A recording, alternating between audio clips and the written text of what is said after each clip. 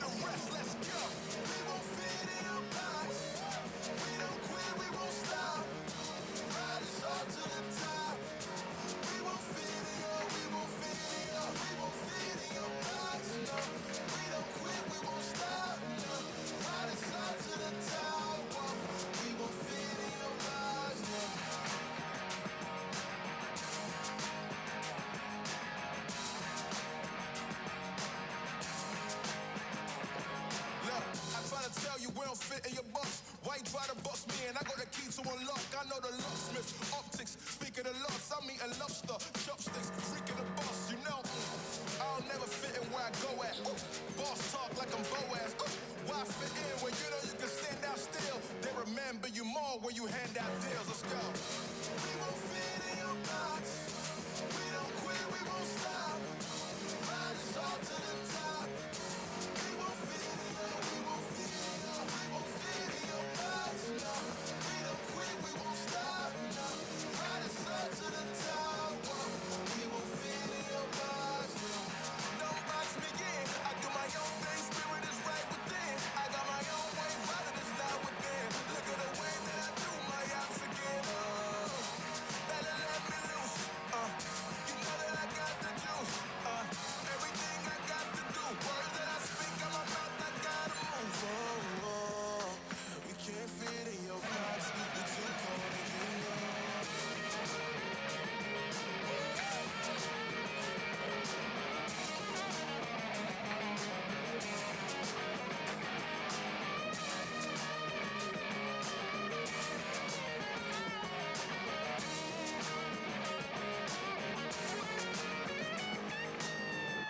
We won't fit in your box. We don't quit, we won't stop. Ride us all to the top. We won't fit in your, we won't fit in your, we won't fit in your box. No, we don't quit, we won't stop. No, ride us all to the top. Whoa. We won't fit in your box. No. Thank you, Ben, for coming out tonight. My name is Son of Augustine. Let's go.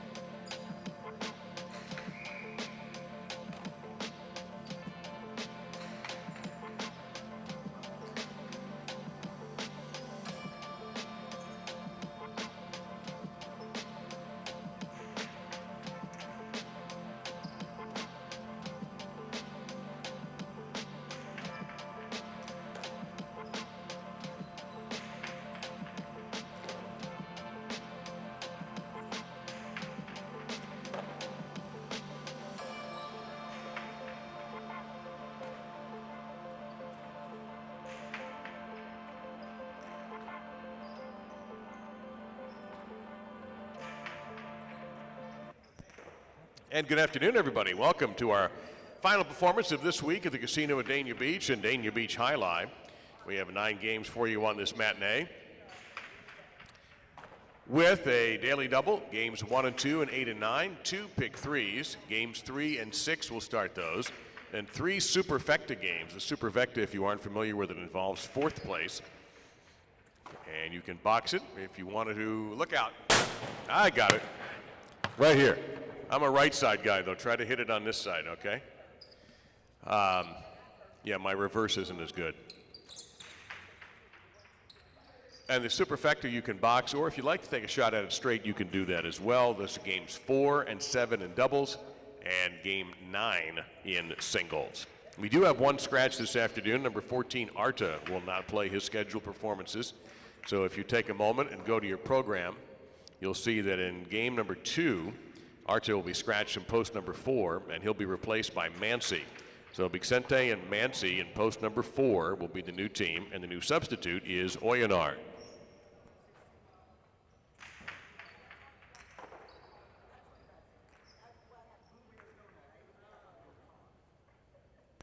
On to game 3 in post 3, and again, Mansi will fill in, so it'll be Urrutia and Mansi in game 3, post 3, and Oyenard is the substitute. In Game 4, Arta is listed as the sub. He's not in posts 1 through 8, but he was listed as the substitute. That job now will be taken by Urbieta. Urbieta will be the sub in case we need him. On to Game 5, our second singles match of the day. Mandiola will take over in post 5, Game 5. Mandiola and the new substitute, Echeberry. In game number 6, Laborde will take the spot that Arta will vacate in post number 7. So game 6, post 7, Arta out, Laborde in, and Donnell will be the new sub. In game 7, Mandiola will replace Arta as the substitute. Again, Arta was not scheduled to play in game 7, but we do have to have a sub there just in case, and it'll be Mandiola. And in game 8, Bilo will take the place of Arta in post number 1. That's game 8, post 1. Bilo will play, and Mandiola standing by as a sub. And finally, game 9 singles, our last game of the afternoon. It will be Goenaga, number 16. He'll be playing singles in post number 6 with Atang the second, number 11, as the sub. Now, I realize you may not have pen or pencil handy. All you have to do when you look at your program is down there where you see sub or subs. The second name listed there is the backcourt sub. Just elevate him. So, for example, you look at game 2, just move Mancy up to where it says Arta, and you're covered. No changes in our first game, and you've got some time to get your selections in. We'll warn you once again, don't take that risk of being shut out. All right, it is a quiet for the moment Sunday afternoon here at the casino at Dania Beach. You're with Dave Lamont and players manager Benny Bueno, who's taking time away from his duties hosting out-of-town visitors and keeping score and running the players' cage to spend some time with us today. And I just went through the Arta scratch, and you and I were talking beforehand. And listen, you played this lifestyle, so you know what your body feels like after a month and many, many performances. And it's kind of amazing that Arta's the only guy out. Yeah, as I was mentioning to you off air, the trainer, he's a new guy to Alai. He's an athletic trainer for a rugby team all his life, and now he's just a personal trainer. But we got him here for 8 weeks, and the first week I just basically told him, what I expected from him was to, just be on top of the players and just know who needs what and who's feeling what at all times, so we could just do the best we can to keep everybody on the court and playing. The first week, it's like everything. The first week, he was like, these guys are all great. They're in great shape. They're young. They're strong. And the second week, it's like one guy comes to visit him, or he's giving 2 guys a little, massage to warm them up before the game. Then the third week, like a couple of guys are in line waiting to see him. Then the fourth week, I barely even see him because he's standing up in the training room working on guys back to back. And now that we're just finishing up week 5, he came to me last night and he says, hey, man, just so you know, and it's kind of like an unwritten report, everybody has something. And I said, it doesn't surprise me because, again, as I was mentioning earlier, these guys are not used to playing every day. Where they live in Spain or France, they practice maybe on a Monday, maybe or a Tuesday, and then they'll play a partido maybe on a Thursday, and then they'll play another partido maybe on Saturday. And don't get me wrong, partidos are tough, and they take a lot out of you. But it's not the same as playing every day. And when I was a player, and anybody that's played professionally, with a schedule like this or harder, knows that the biggest problem in Alai is that there is no recuperation time. Right. You play on a Wednesday night, and then you play on a Thursday night, then you play on a Friday night, you play on a Saturday, and people always say, yeah, well, a shortstop plays every day, or a forward or a guard plays every day, and yeah, that's true, but the cesta is heavy. The ball is hard. If you throw 30 or 40 balls a night, a pitcher doesn't pitch every day. That shoulder needs to rest. And so that's the biggest problem with Alai is that, especially when you play an 8 or a 10-month season, there is very little recuperation time. So in January you feel great, February you feel a little bit of something, in March you're starting to break down, and in April you scratch. That's usually how it goes.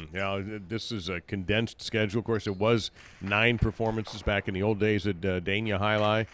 That's obviously changed over time. Also, the smaller size of the roster, so these guys are – and you have a player out, so the backcourt – there's fewer backcourters and front quarters this particular season. So I was telling you the game I like to play when you give me a backcourt trash is, can I figure out who the new sub is before I have to look it up? There's one guy. Yeah, there's one guy. I'll look. I'll go, wait a minute. He's okay. It's Mandiola this game, and I'll be right. But it's a joke. But at the same time, that's just how it is. That's the reality of this 2-month sprint.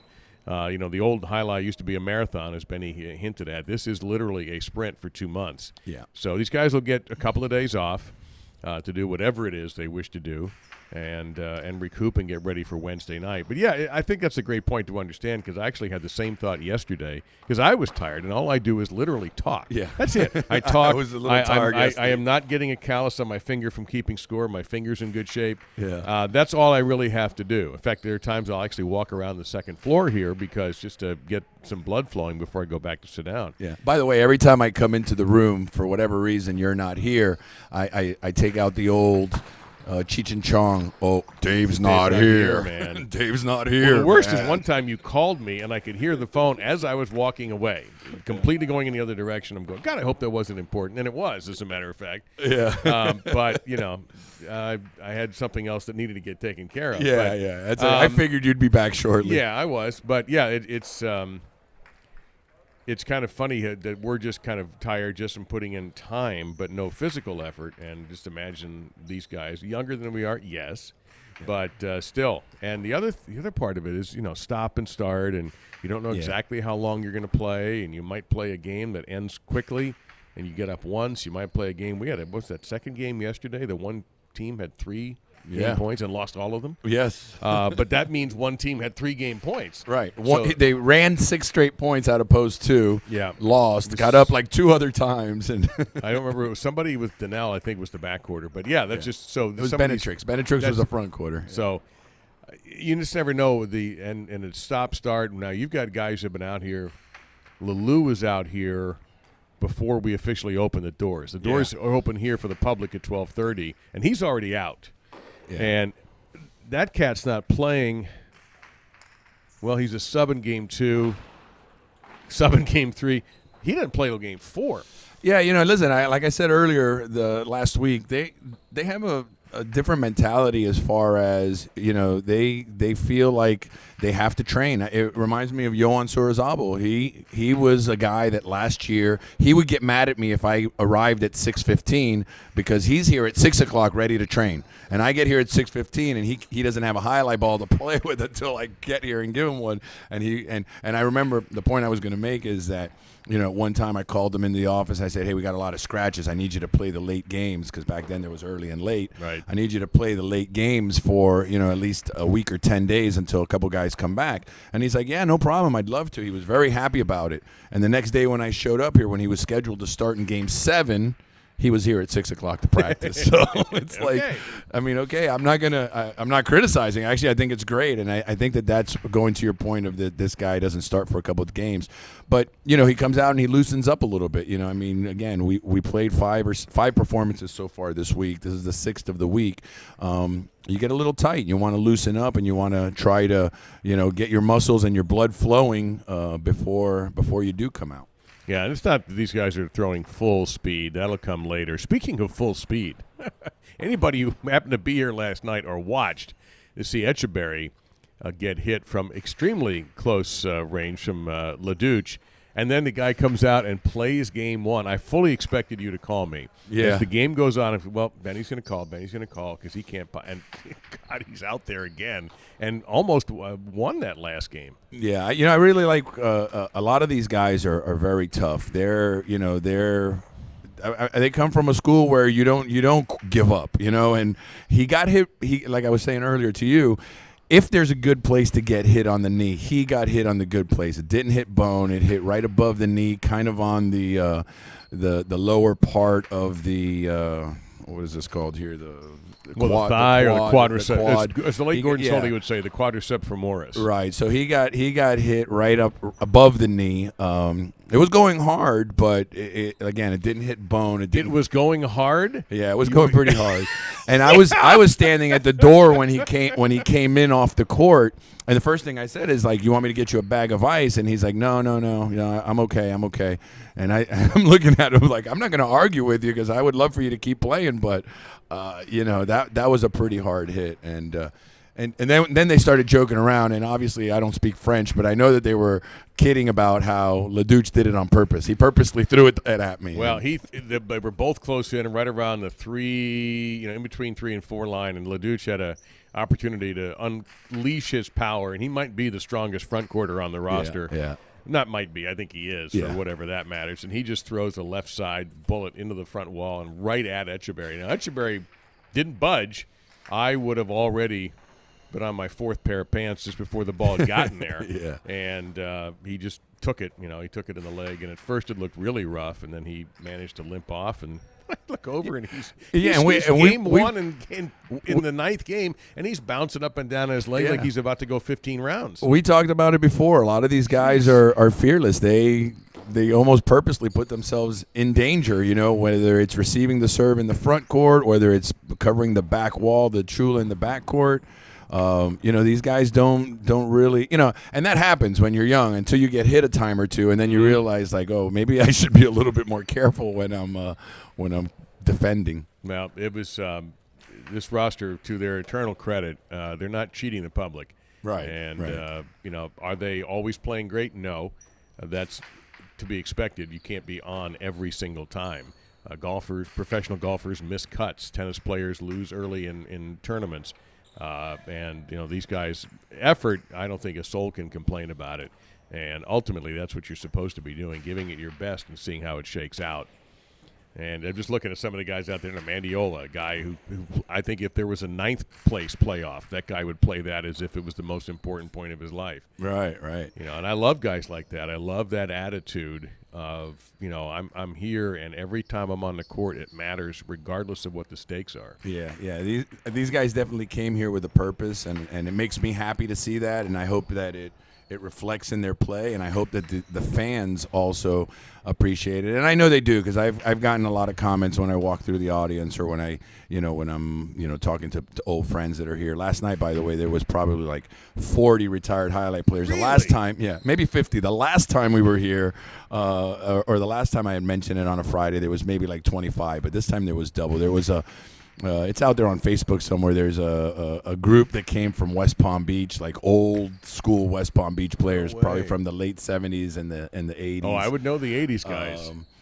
And it was nice to see, and then there's a bunch of guys that are kind of regulars here, and they frequent Friday nights, so it was nice to see. It was funny. I was in a meeting the other day, and they were saying we should do something special for like the last weekend and have like a VIP section with like retired players and just great players from the past. And I just kind of giggled and said, we already have that every Friday night. There's no need to do anything special. They're already here. By the way, I want to close this before they start this first game by saying that a little while ago, I don't know if anybody's even watching yet, but Danelle threw a ball that got away from him, and it hit the glass here. Yes. I could have caught that. I had that. I mean, if there was no glass, I would have saved you. I would have leaned over and grabbed it. I don't think I need saving. I just needed a cesta. Yeah. But I don't know if anybody out there has ever seen the video clip when I was at Marlins Park one day. I was sitting in the second deck, and Marcelo Zuna, it was Mother's Day actually, he hit a foul ball that was up in the second deck. And I had my grandson in my hand, and I leaned over, and I made the catch. Yeah, I'm going to try to post that in the chat so everybody could watch it. It was actually, I'm not tooting my own horn, but it was actually one of the big moments in my life. Well, let's get ready for another moment. Let's. I know what I got to do. It's about to hit the march, but first. And good afternoon again, everyone. We are about ready to go with our first game and our initial daily double. But first, we ask that all of you please rise, and gentlemen, remove your caps as we honor America with the playing of our national anthem.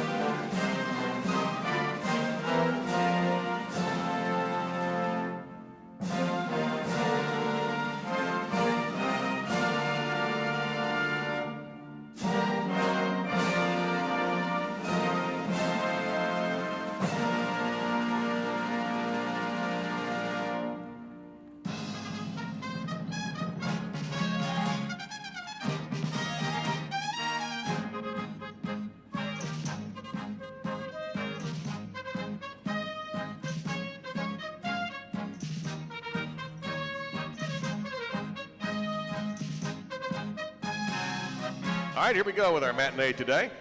Starts with game number 1. Donnell in the red of post 1, Etcheberry in the blue of post 2. It's a spectacular 7 singles match and begins the first of 2 daily double.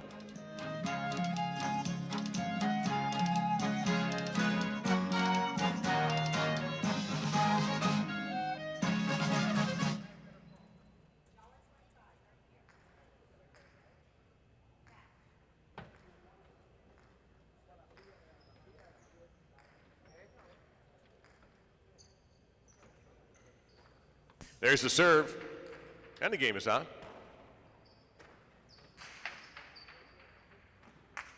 Whoa, perfect shot to get things started there, point to 2.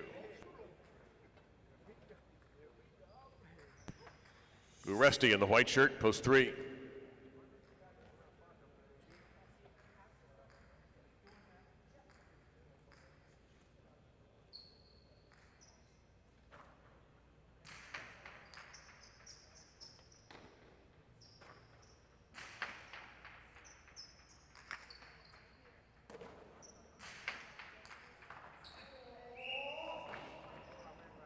Way 2.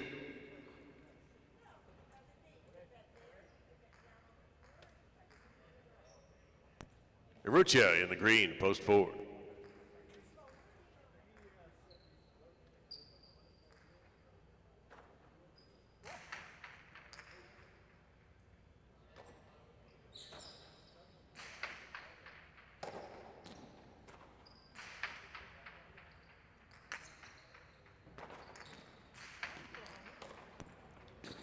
Costado by Etcheberry from the wood, and tremendous court coverage by Iruccia. It doesn't go, but just the fact that he took a shot at that was pretty impressive.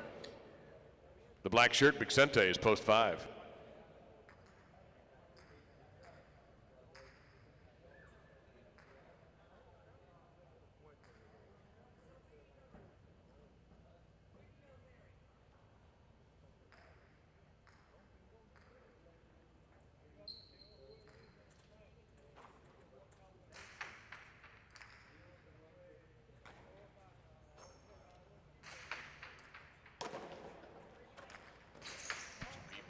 From each team, people apiece. Etcheberry in position, looking for Chula, just missed. Vicente with the rebote. Etcheberry can't get the high hop, point to 5. Benatrix in the goal to post 6.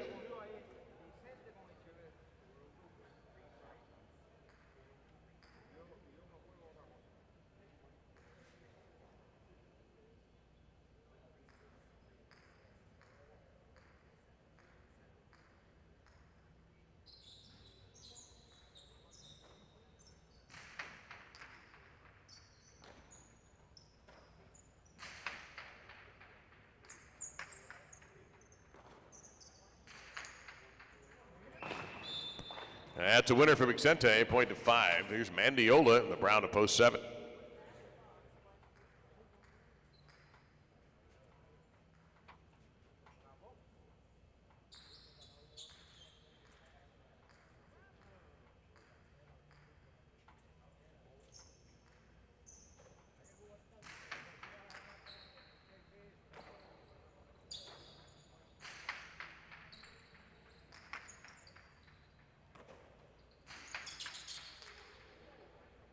We have interference as the 2 players collided. No big deal. We'll play the point all over again.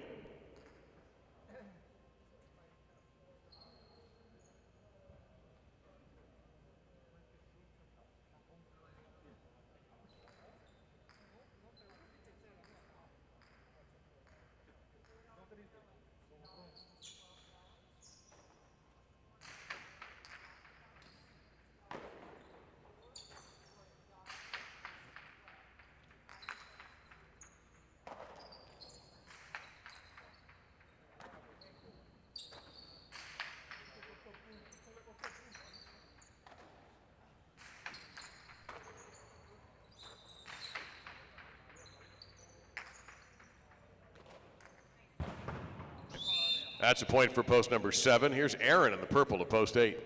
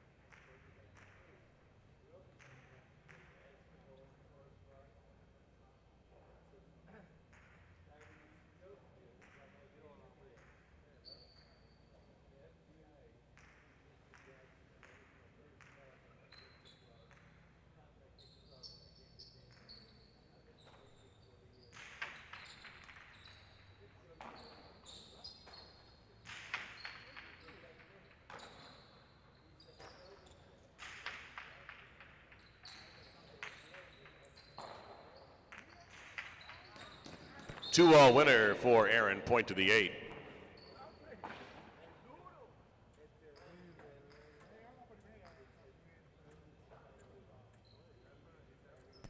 Points your double now, and here's post 1, Donnell.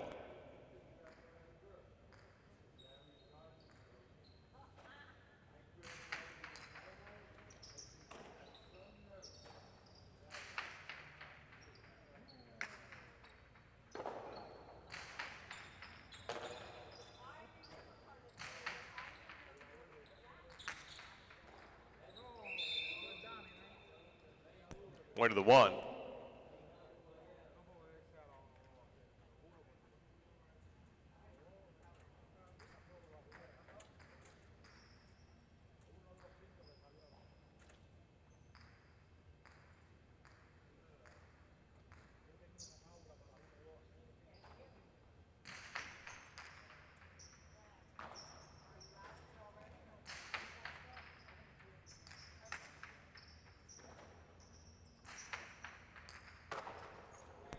Tejada off of a fine catch by Uresti and scored that point for the 3. Now post 4, Urrutia.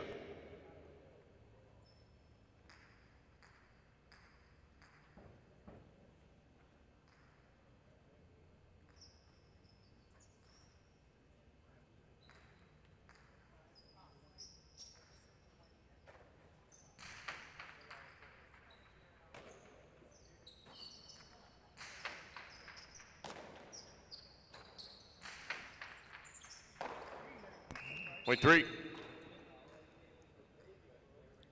Etcheberry in post 2.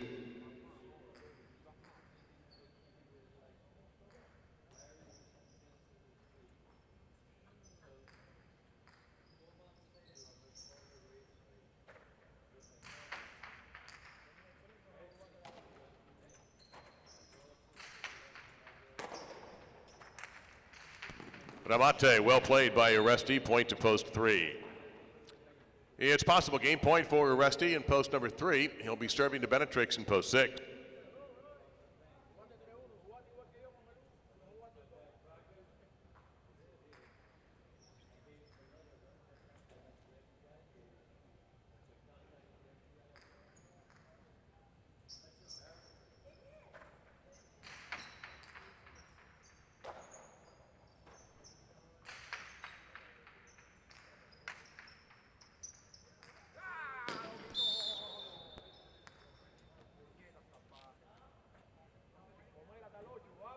Six will score there. It's Bixente, post 5.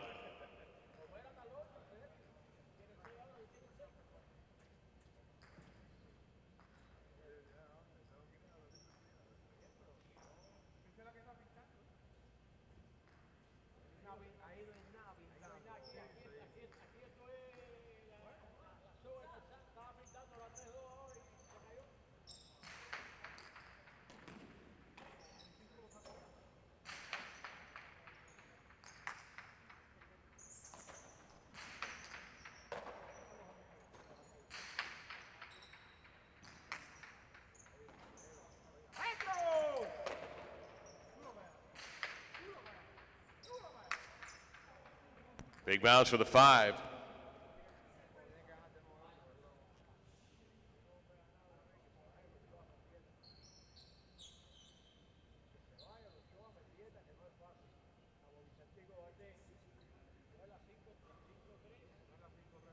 Mandiola, post 7.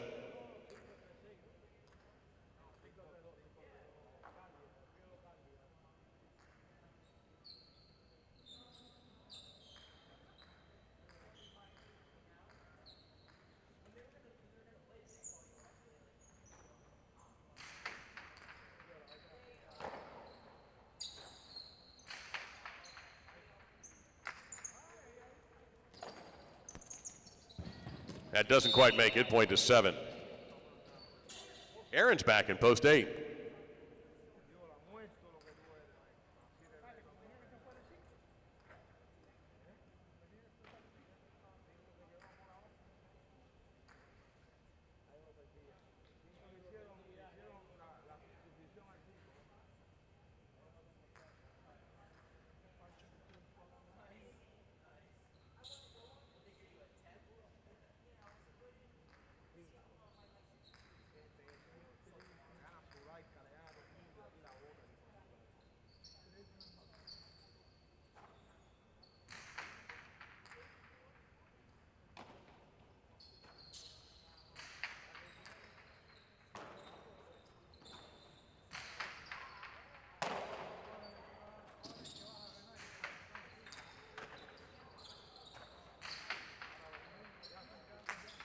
perfect for Mandiola, point to 7.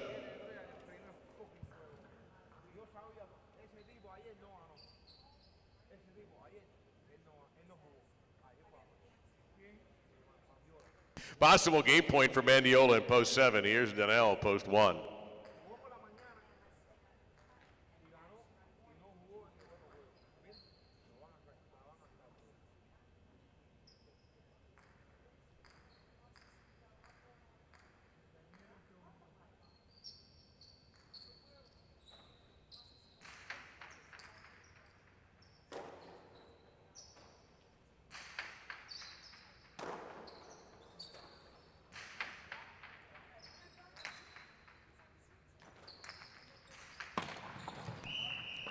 It's out of play. Mandiola the winner in post 7. Uresti second in post 3. Vicente third in post 5.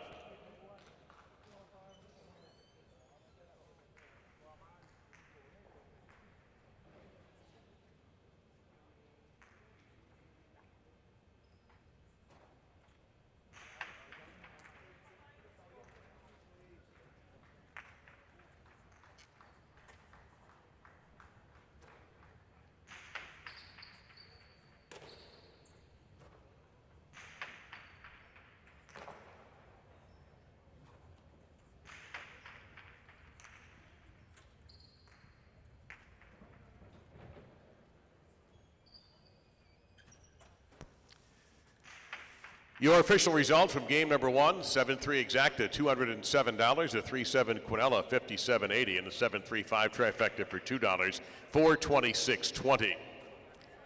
Game number 2 contains our first of the Arts of Scratches today. In post number 4, Mancy will replace him, so it's Vicente and Mancy. In post 4, game number 2, Oyonard is the new backcourt substitute. First number in the daily double is a 7. Game 2, spectacular 7 doubles match in about 7 minutes. We urge you to take the chance to bet early and don't get shut out.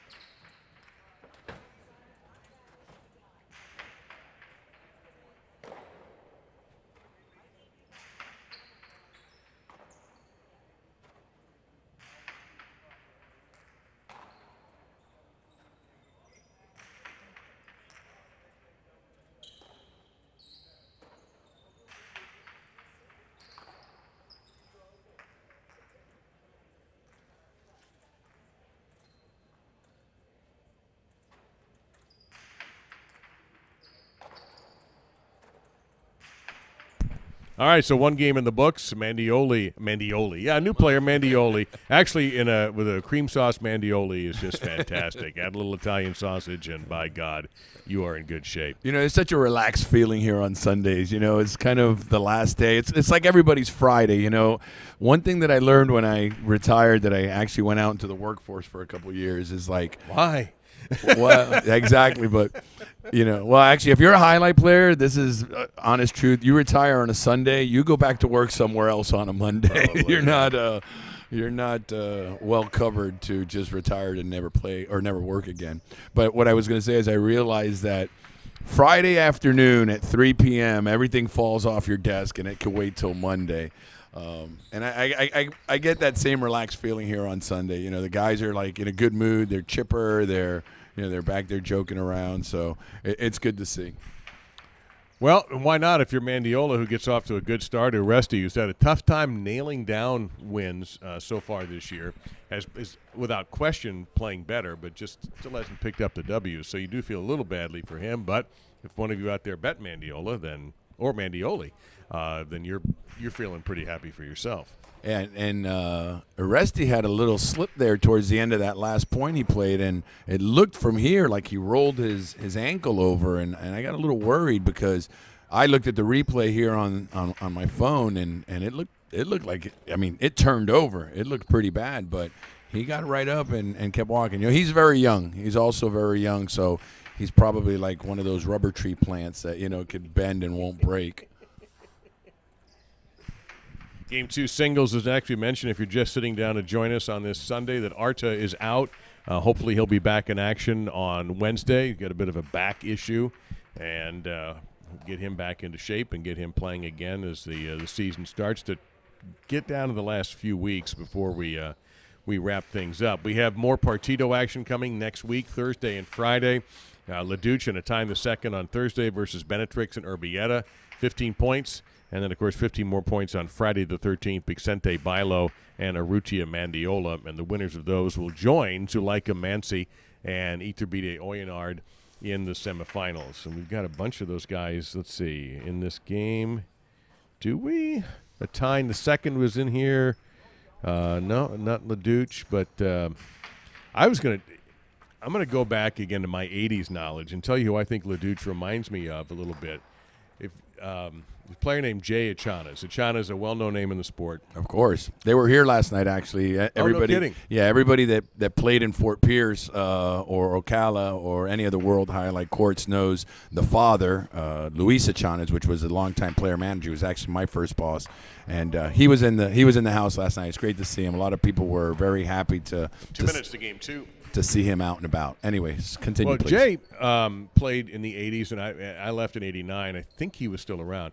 And LaDuche reminds me, they both look like they could play other sports. Yeah. Like Echanas always struck me as super athletic and naturally strong. Now, in the 80s, I don't know if there was the fitness emphasis and workout emphasis that there might be now.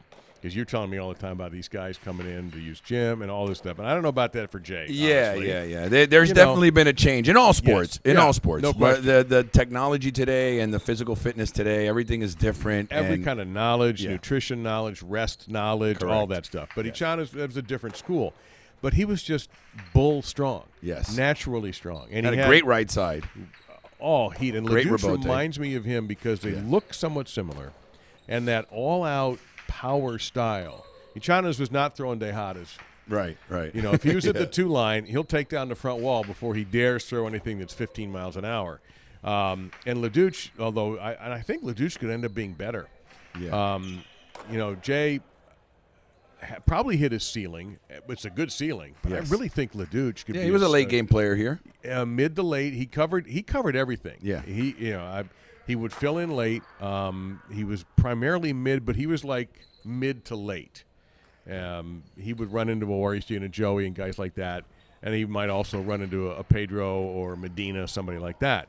I think LaDuche can be a real star, a real force in what I've seen of him. Yeah, you know, LaDuche now is young and he's still learning. He's had, like I said a couple of weeks ago, he's had a few partidos with Oleron and Goico, and so he's seen the highest level of the game so far. But he's still, you're right. He's definitely not peaking. He's going to get better. Yeah. And I knew Jay. Actually, I played with Jay. We played together as teenagers at the old North Miami High Alai. He didn't go as often as everyone else because his father actually, gave him access to play on the pro courts when he was a teenager. But, right around 15 years old, we kind of went our separate ways, and then he eventually ended up playing here. Yeah, man was a bull. All right, let's look out there. Ready to go? Yeah, we're ready. Okay. We had a light crowd today, but well, good luck to all of you. Have a little action on game 2.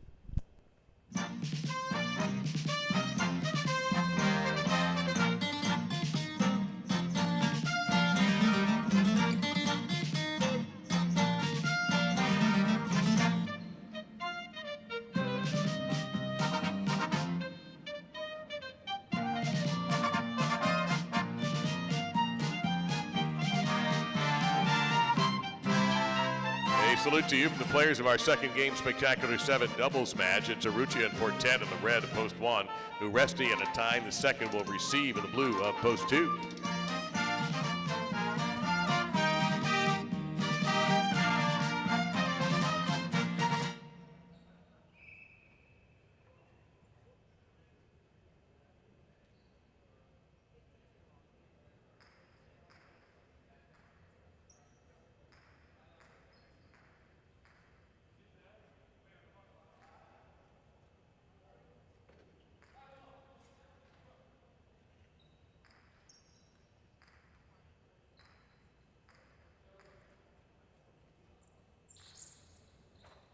Serve starts the game.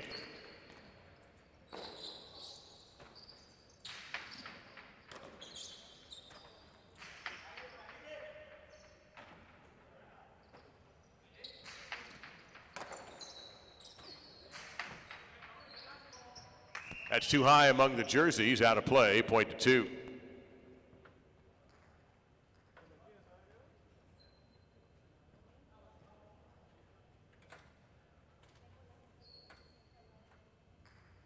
Benatrix and Urbieta in the white at post 3.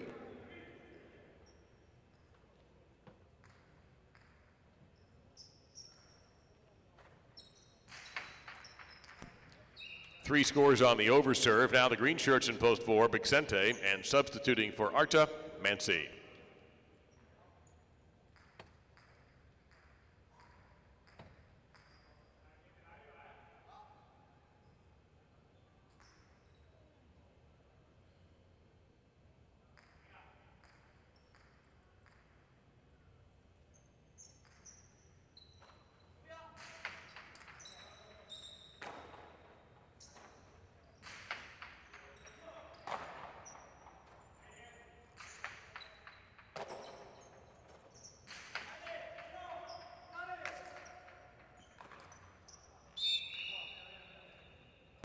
Point to the 4, now Goanaga and Laborde in the black of post 5.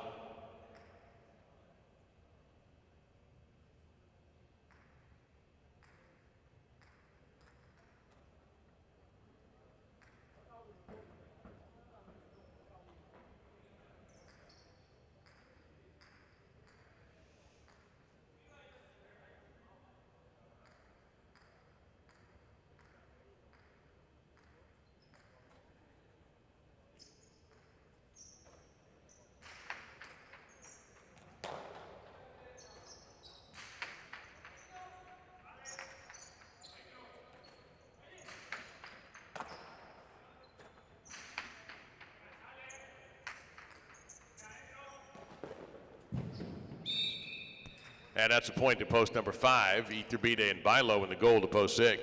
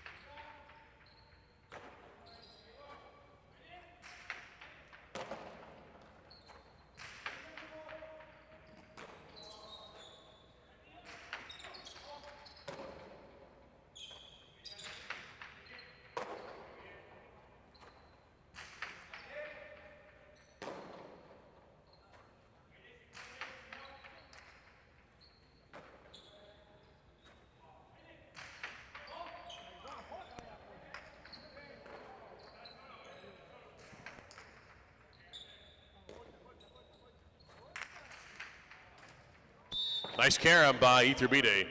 6 will score. They'll serve to Aaron and Donnell, and brown shirts post 7.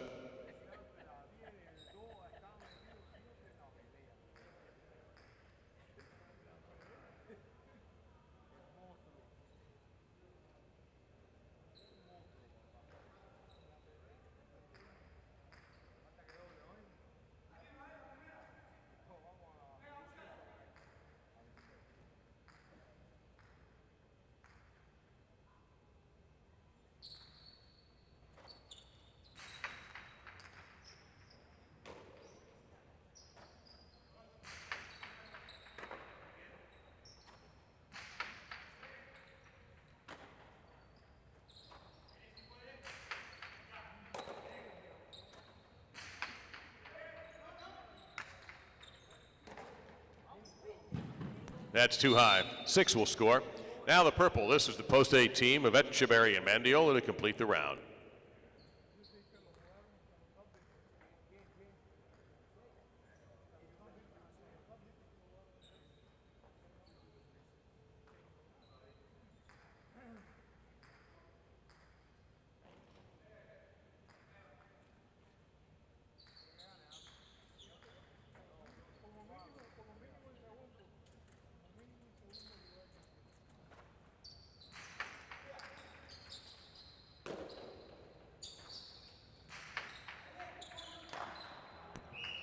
There's a point for post 8. They'll turn the corner and begin the double points round, serving Arucci and Portet, post number 1.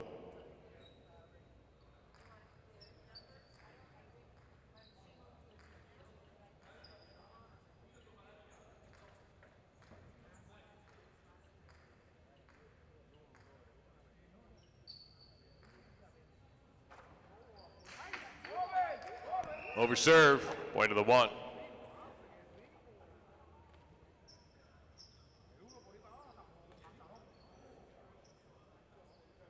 Here's the 2, Aresti and a tie in the second. Points are double.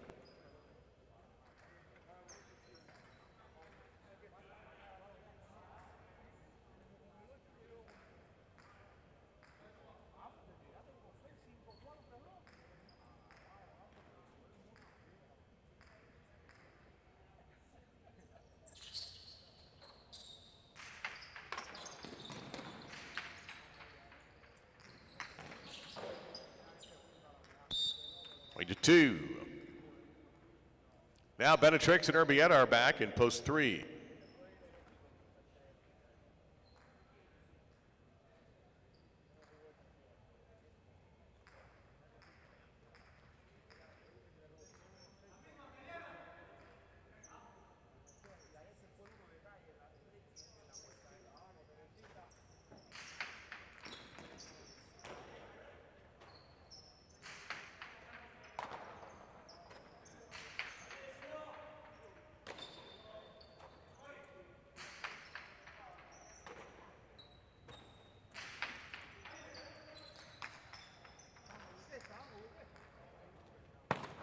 Point 2. Uresti and a tie in the second have a possible game point in post 2, serving the 4, Bixente and Mansi. Possible game point for 2.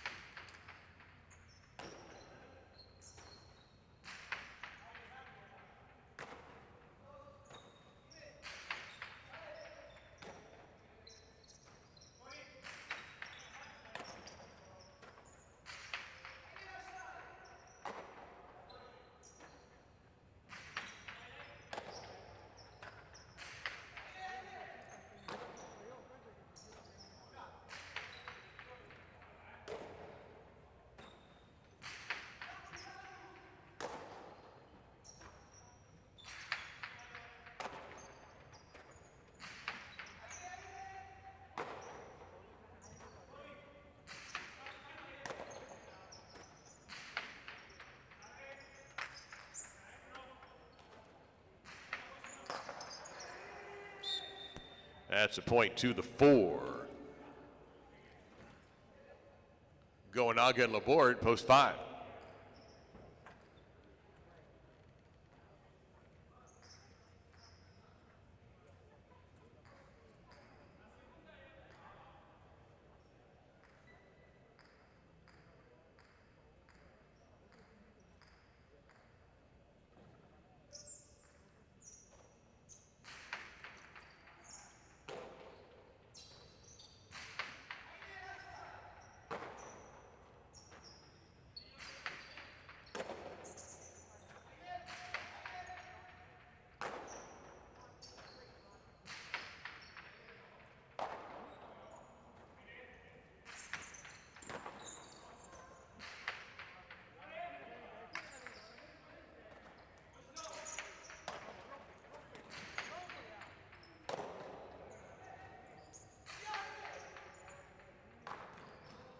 Tough catch pulled off there by Mancy.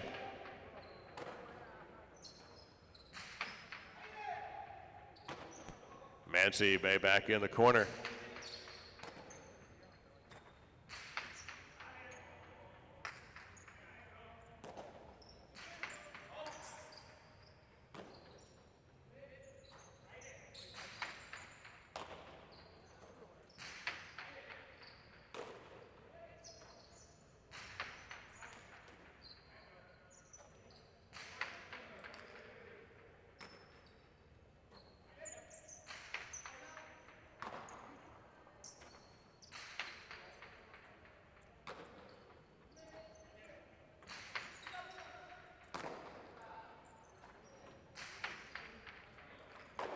Good play there by Laborde on a fine left side.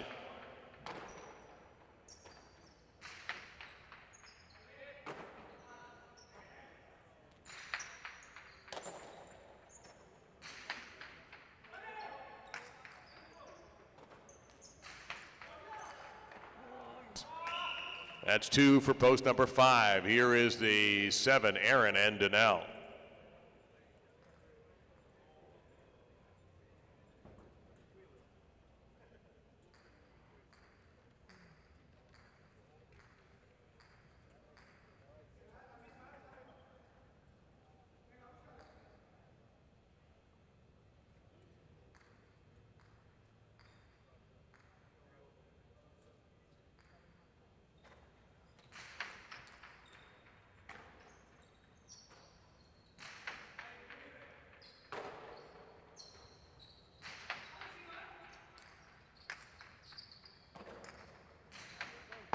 Out of play. Point of 5. Possible game point for post number 5. Here's Ether Bide and Bilo, post 6.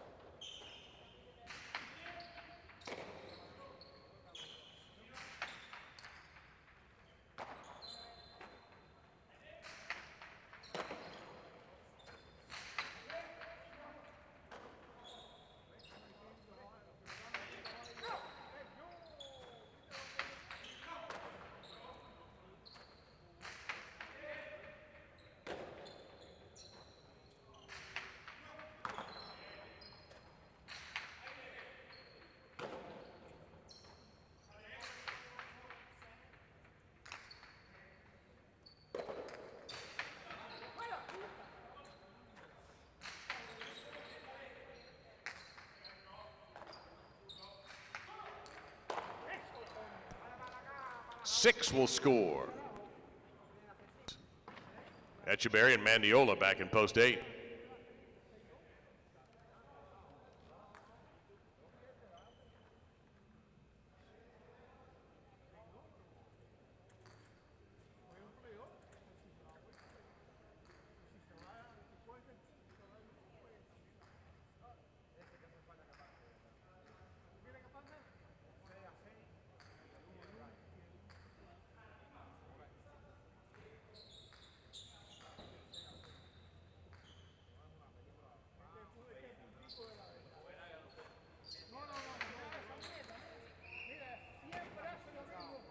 That's an overserve, point to the 8. Aruccia and Portet, post 1.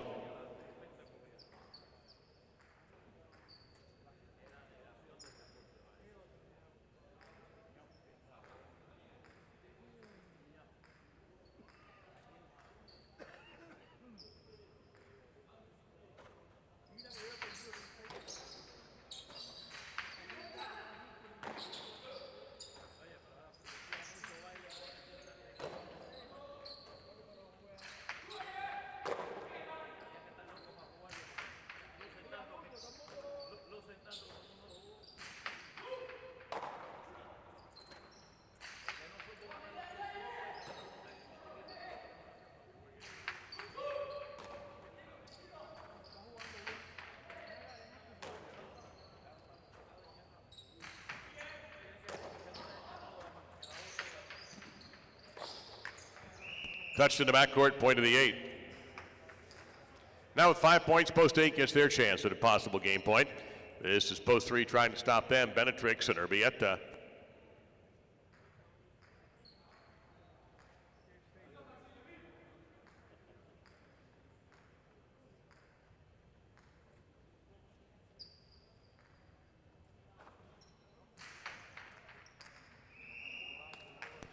It's an overserve, .23. Now returning with possible game point, Uresti, and to time the second. They have a possible game point.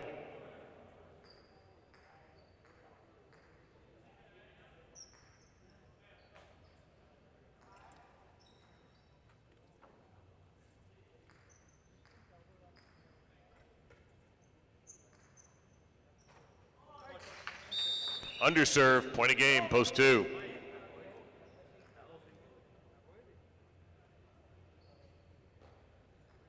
Five, serving the 8 for place and show.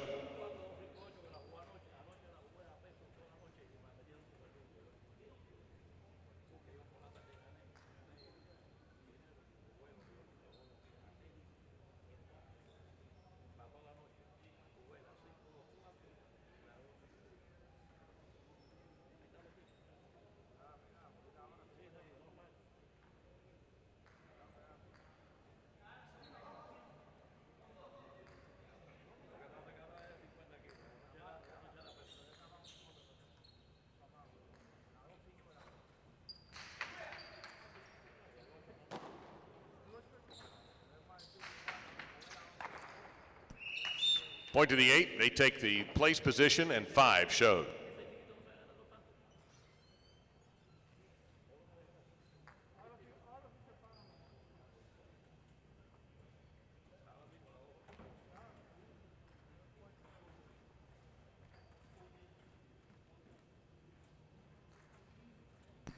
The winners of game 2, post 2, Uresti and Atine the second. Etcheberry and Mandiola second in post 8. Goanaga and Laborde, the 5 team, took third place.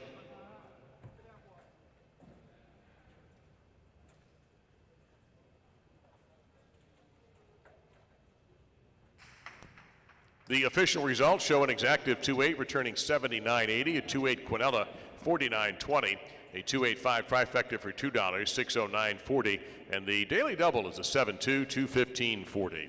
We've moved now to game 3, another spectacular 7 doubles match. This one starts the pick 3, where you try to get the winners in games 3, 4, and 5. So there is a scratch in this third game. Mansi will play again, this time with Arrutia, and this time in post number 3. Oyenard is the substitute. Arrutia and Mansi in game 3, post number 3. Elsewhere in the pick 3, no changes to report in game 4. None of the 8 post positions are currently affected by Arta's absence. In game number 5, Mandiola will replace Arta in post 5 in game 5. You're caught up on all of the pick 3 issues with Arta. Good luck in game number 3. Quick reminder too about our schedule next week. We have Wednesday, Thursday, and Friday night performances. First game at 7 o'clock. Saturday, Twin Bill, noon and 1 p.m. and 7, and 1 p.m. next Sunday as well.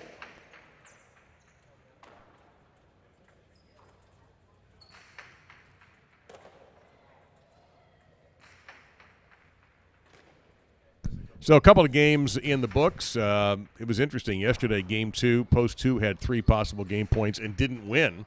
This time it took 3 chances and post 2 did win. Just an oddball coincidence. Completely different players, but sometimes them's the breaks, or rub of the green if you're a golfer. So chat addressing issues you got here? Yeah. I'm just entertained watching the games and watching the chat at the same time. And there's a comment here because I was talking about when we were talking about Jay Achanes, and then I mentioned about Luis Achanes, his father, and someone put in here that they believe that I got my start in Fort Pierce when I was the ball boy in Miami, and that is absolutely correct. 1981, beginning of the year. I'm thinking it was either December of 1980 or January of 81. I started working at Miami Alai as a ball boy. I had been practicing there, actually playing in the North Miami Alai School, and then back then the system was when you got to a certain point, everybody started on the small rubber ball court, then moved up to the middle hardball court, and then large hardball court. And then from there, when you got good enough and you were top of the class, you got to go be the ball boy at Miami High Alai. So myself and a couple of others got the opportunity to become the ball boy. And then somewhere around April of 1981, actually, this is a funny story. April 1st, 1981. It's April Fool's Day, 1981. And the other ball boy, a good friend of mine, Ray Duran, is the ball boy, and he's working the matinee. I come in after the matinee because I'm working the evening, and he comes up to me and he says, "Hey, the player manager, Alfredo Garcia, wants to speak to you." Listen, that's how sick I was in those days. I watched that Univision highlight with Alfredo on the color. Yeah, anyway, he was very, very animated. Back to the story. Very animated. So April Fool's Day, I get there, and Ray tells me, "Hey, Alfredo wants to see you. I think he's going to offer you a contract." Obviously, it was a April Fool's joke. So I walk over to the player manager's office, and I knock on the door. He says, "Come in." I come in, and he goes, "Hey, listen, there's a player in Fort Pierce, and he needs to have emergency surgery. So we need a player right away. So in 2 weeks, you're going to go start in Fort Pierce." And actually, the problem was I was a back quarter as an amateur most of the time, and he needed a front quarter. So that's another story that we can get to a little later. But he told me, just go and finish the season in Fort Pierce as a front quarter, and then we'll work it out next year for you to become a back quarter. And I actually ended up playing 17 years as a front quarter. But the funniest part of the whole story was, I come back out of Alfredo's office. I run over to Ray, and he said, "What happened? What happened?" He's giggling, laughing, thinking he got me. And I go, "I'm going to Fort Pierce in 2 weeks." And he didn't. 2 minutes to game 3. And he actually couldn't believe it that turned out. So you fooled the fooler. Yeah. He tried to get me. My and God. Actually, I thought we still laugh about it today. It was a great, I guess, prediction that he had without knowing it. Now, does he admit to knowing it? Does he try to pull? Well, I knew that all along, Benny. No. He was clearly, he thought I was turning the April Fool's joke around on him. So a couple of weeks later, I end up in Fort Pierce right at the beginning of May, and I finished the season there. And Luis Echanes was my first boss, and he's a great guy. I mean, he's helped a lot of players, and myself included, as far as he was at Fort Pierce in Ocala, so every roster that he had was probably 50% rookies. So he helped a lot of players get their career started. That was kind of in the old days. That was kind of like what the NBA uses as a G League, right? That if you were good enough to play at the Fort, then you might get down to the Yankee Stadium of Fronton. Correct. That was the expectation for everybody that played at Fort Pierce or Ocala. The expectation was to play good enough to get picked up to go to either Miami or Tampa. And so, it was kind of like a minor league training place, and a lot of players, great players, played their whole career in Fort Pierce. They played maybe 6 or 10 years, and always in Fort Pierce. Not saying that they weren't good, but they were actually good, but that was where they were their whole career. Wow, crazy. Well, we got about a minute till game 3. I'm going to speak to the folks here, remind them of something. Just a quick reminder as we get the last call for this third game about the scratch involving Arta. Mancy is the front quarter for post number 3. Oyonard is the substitute. Game 3 begins in about a minute and a half. And one last thing about the chat, it's proof that it's the little things in life, So yesterday, or maybe yesterday or the day before, somebody made a comment that I don't even remember who it was, that there was a spot on the back wall that looked like the ball. And I don't know if you remember, it was a little white spot right in the center of the back wall. I do remember. Somebody thought it was either a hole or... Yeah. Well, it actually is a hole. Look, now Rietta's pointing at it. Actually, it is a hole, and... you know, we're going to cover it up. We're going to patch it up tomorrow or Monday or Tuesday and then repaint it again. But I got here about an hour early this morning, and I thought to myself, you know what? I'm going to look for the blue paint, the bad blue paint. Of course, and I found a little, you know, like a can with a little bit at the bottom. Got my paintbrush, and I went out there around 11:30, and I painted it blue. Very nice. And somebody noticed. The funny part of the story is that I thought to myself, is anybody going to even notice that I did it? Wow. Well, the man who literally does it all for the casino at Dania Beach and Dania Beach Highlight, Benny Bueno.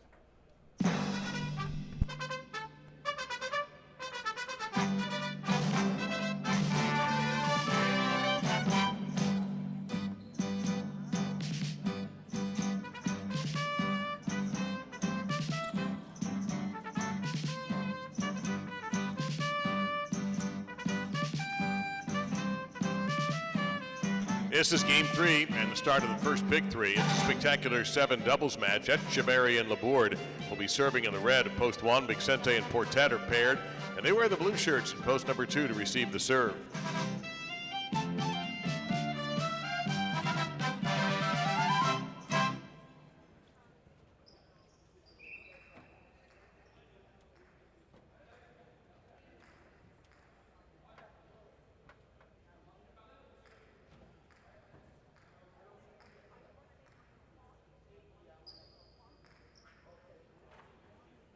There's the serve. The game is underway.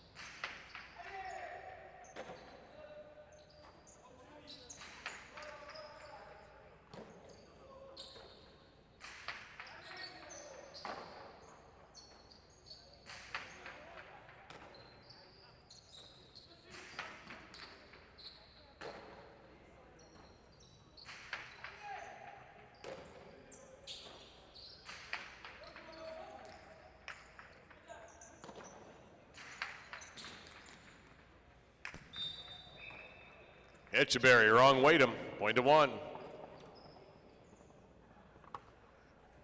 Urrutia and Mancy, who is filling in for Arta, are in the white shirts, post 3.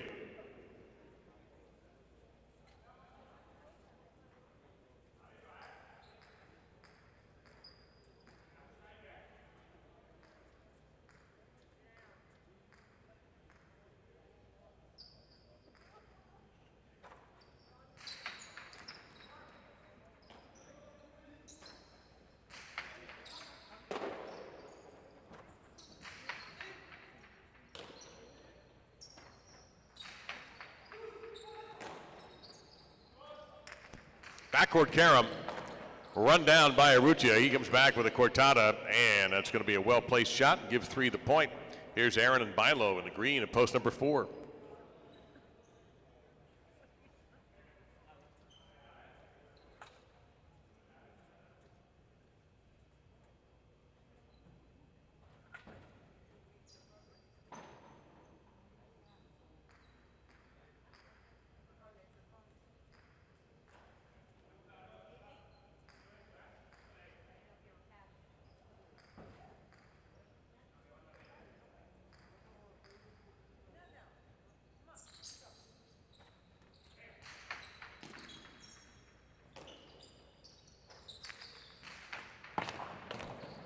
That is out of bounds and a point to 3. Now the black shirts, here's post 5, Uresti and Danell.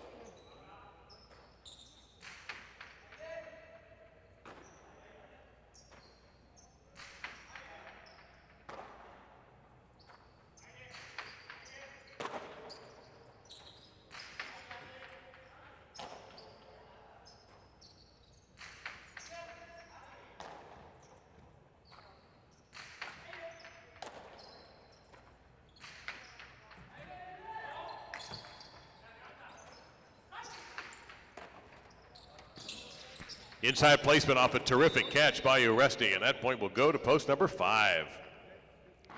Now in the gold shirts, post 6, Gomanaga and Mendiola.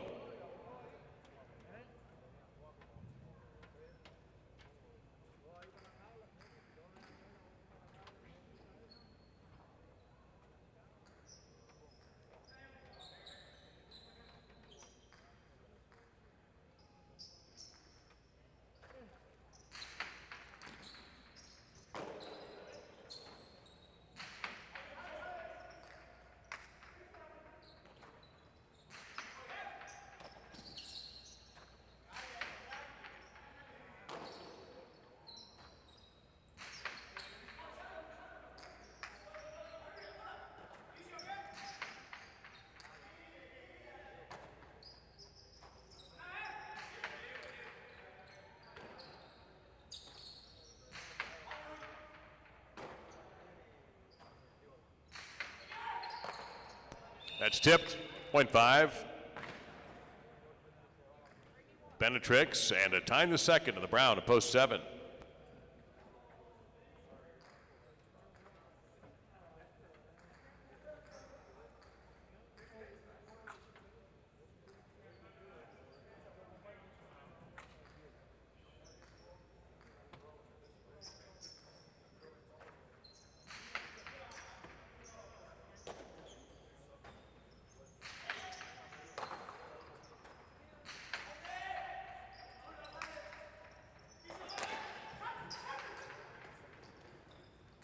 Placed in by Uresti and run down nicely by a time the second. That's a hard reverse.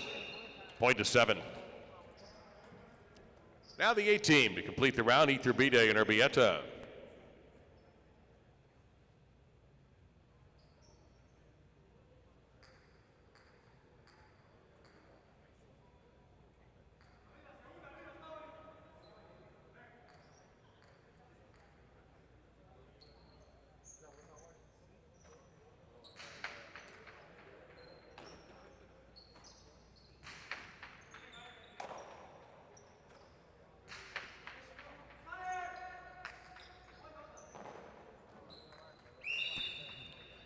And that point will go to 7.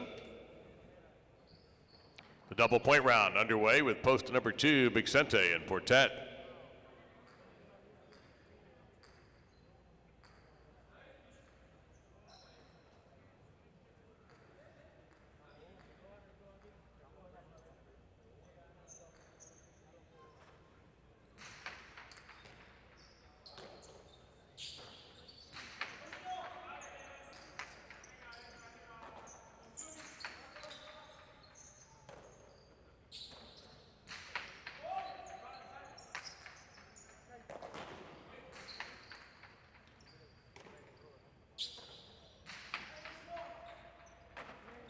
In the absolute corner of the fronton, a time with a catch.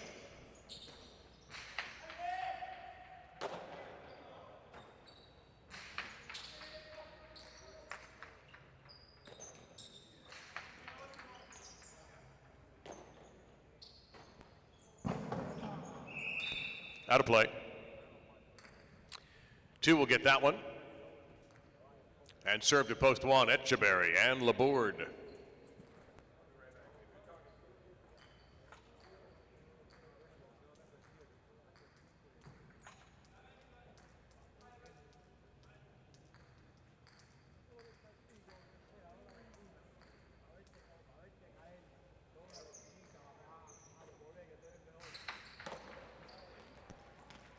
Tejada by Etcheberry.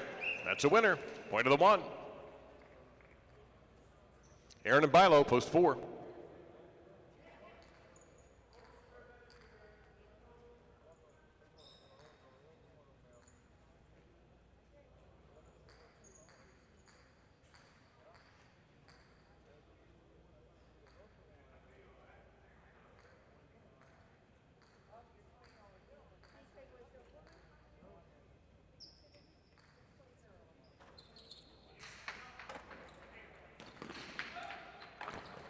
Terrific catch on that shot.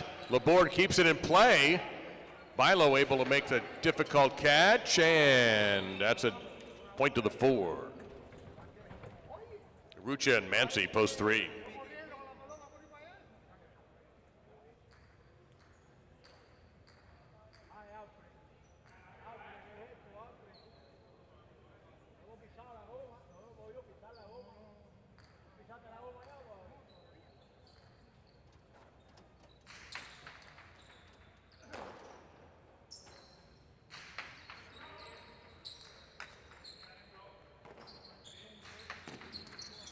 Huge bounce. Nice for the bote winner for Aaron. Point to the 4. Now post 6, Goanaga and Mandiola.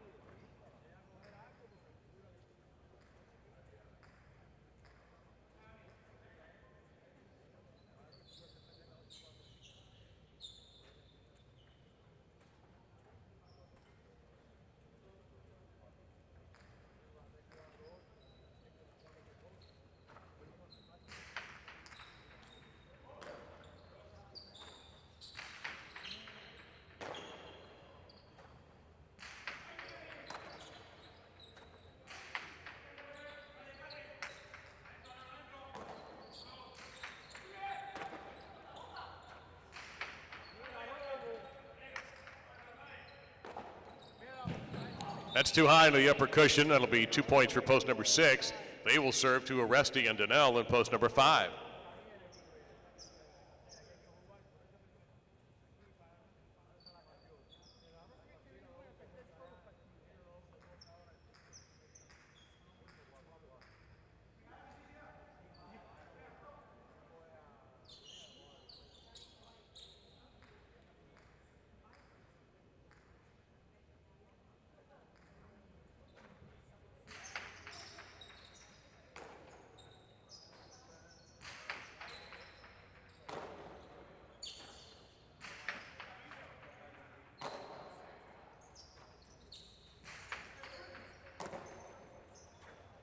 Cortada from midcourt, and it is handled by Aresti.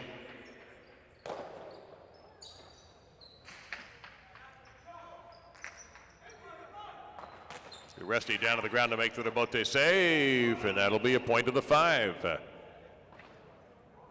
Now post 8, Iturbide and Urbieta.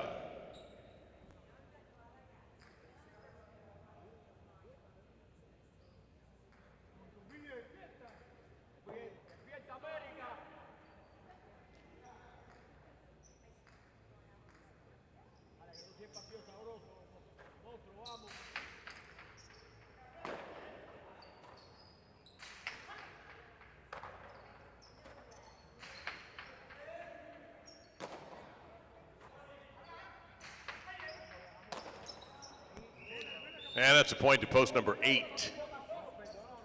That'll bring 8 serving 7, Benetrix and Atine the second.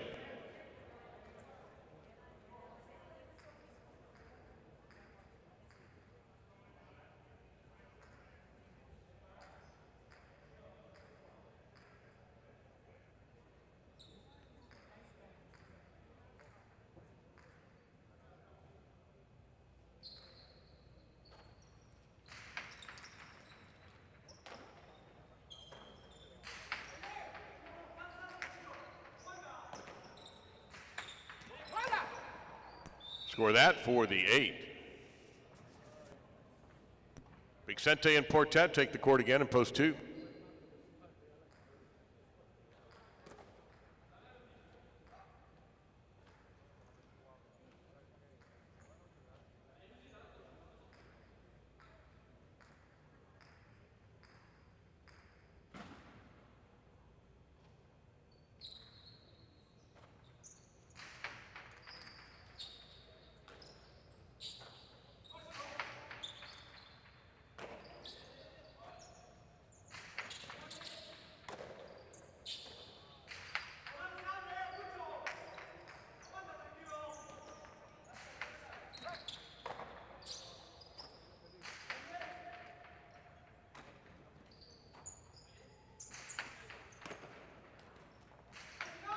The inside placement went more toward the middle of the court.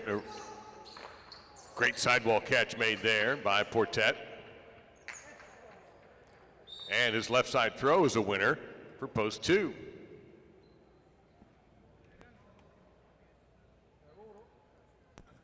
Two serving one, Echeverry and Laborde.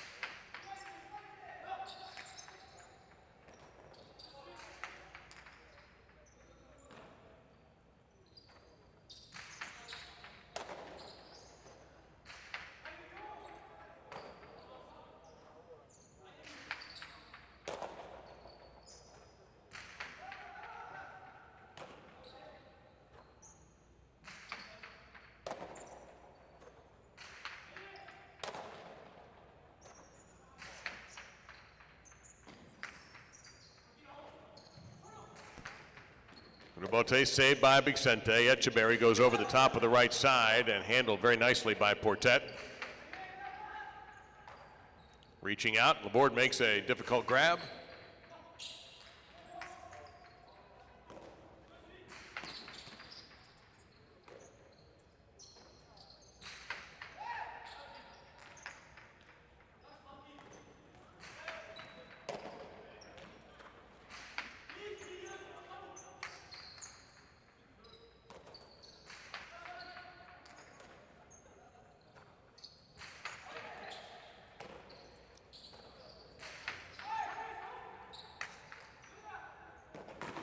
Save made there by Echeverry, and it's tipped.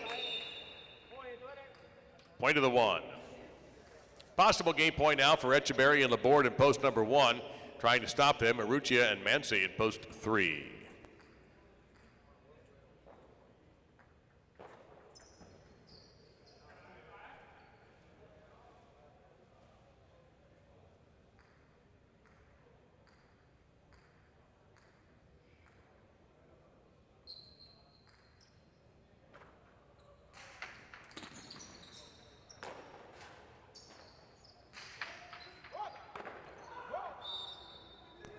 Point 3.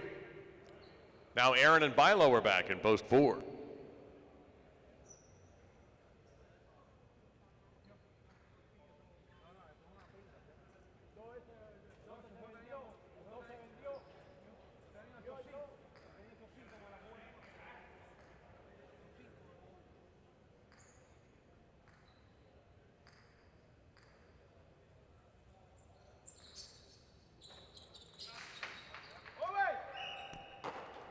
Overserve, point to 4.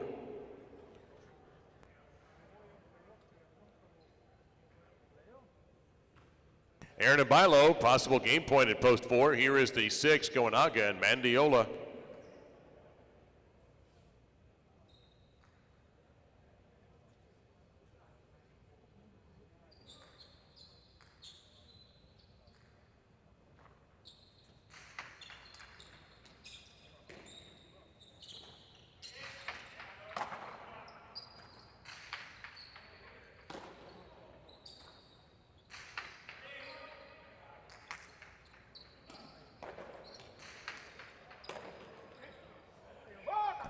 Point of the 4, they win the game.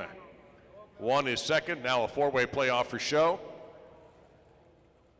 5 serving the 8 and 2 serving 3, the winners will meet for the show.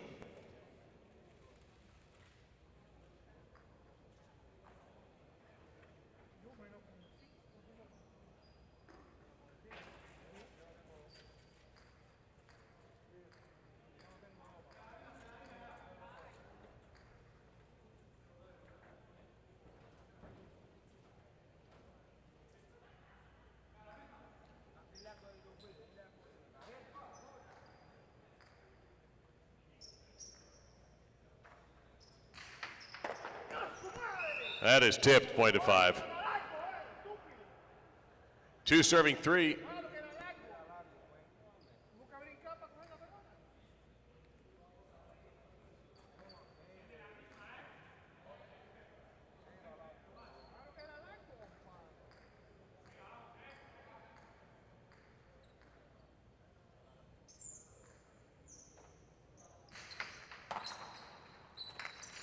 Uruchi with an Armate. That's going to be a point to 3.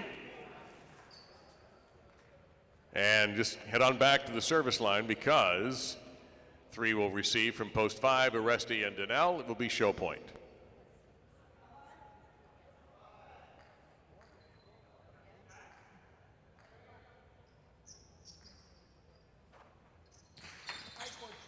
Underserve, point to 3. They take the show.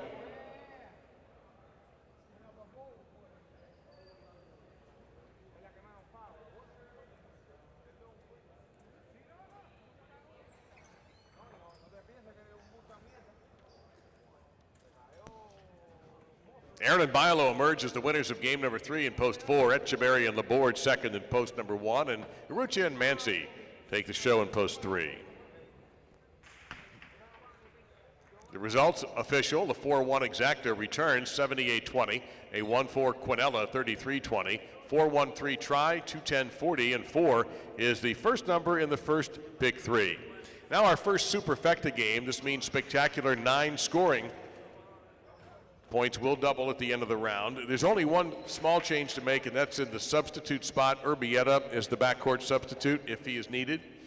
Arta not playing today for just rolling in or just joining us on YouTube. And by the way, the Dania Beach Highlight now over 900 subscribers on our YouTube channel. We'd love to get to 1,000. And it's, of course, free to subscribe, and you can watch past performances, or if there's a day that you can't make it in but you want to see what's going on, put it on your phone or whatever device you have handy and tune in. There's also a chat room as well if you have an interest in chatting highlight with some folks from around the country. All of that for free on the Dania Beach Highlight YouTube channel.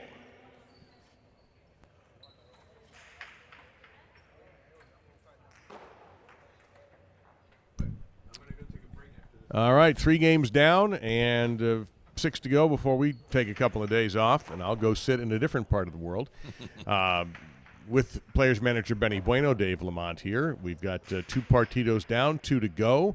One was a smashing success. One didn't turn out quite so good because more than likely Aaron and Laborde were deeply affected by Aaron breaking a basket, and that didn't quite work. But you know what? If you are Iturbide and Oyonard, too bad. Yeah. They move on. If they took full advantage of that opportunity when Aaron and Laborde kind of blew a gasket for a few points, and once they marched out to that lead, they were not to be stopped, and they earned their way into the semifinals.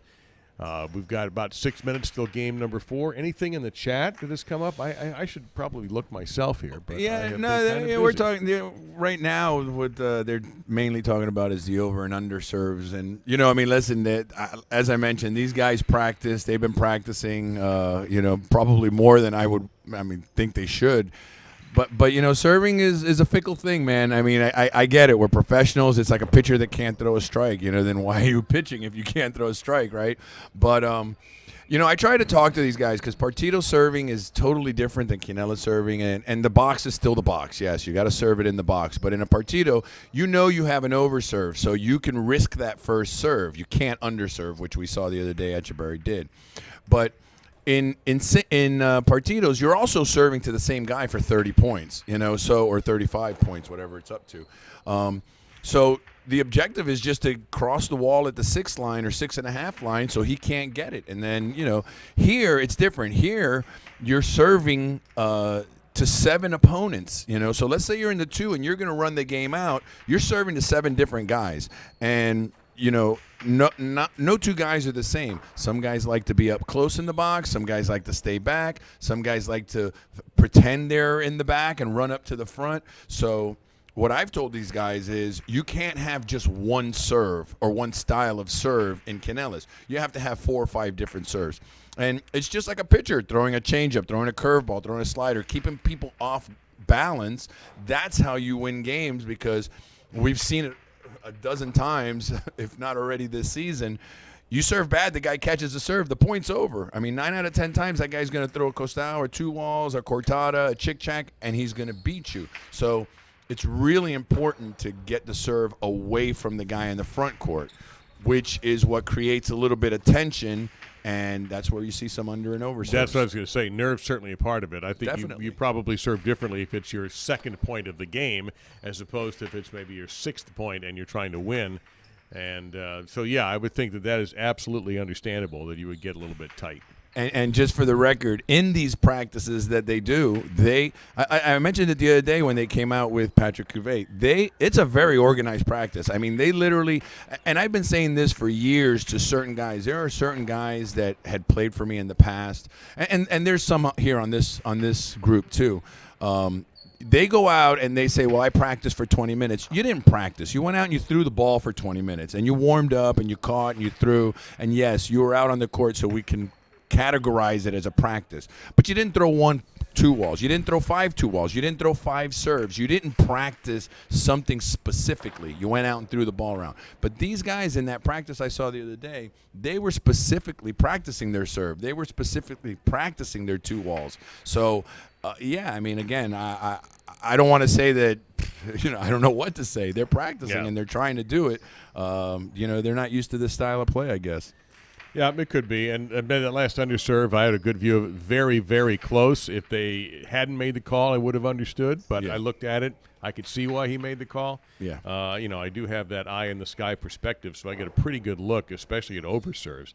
Even that can be deceiving, though, because it's going away from me, and the judge is right there. So, it's hard for me to from dispute. up here too, you got a nice angle to see if that ball hits the underserve line or if it's under or if it hits the overserve line or if it's over. So, yeah, they have a pretty one-dimensional view. They're standing on top of the line, and, unlike other sports, the line is bad. So if it's near the line or if it actually hits the line, 9 out of 10 times I think they're going to blow the whistle. Yeah, and they should. That's I think sometimes what bothers people also, the player will go for a ball and he doesn't touch it, but it looks like he might have because he went for it and people just assume that it was touched.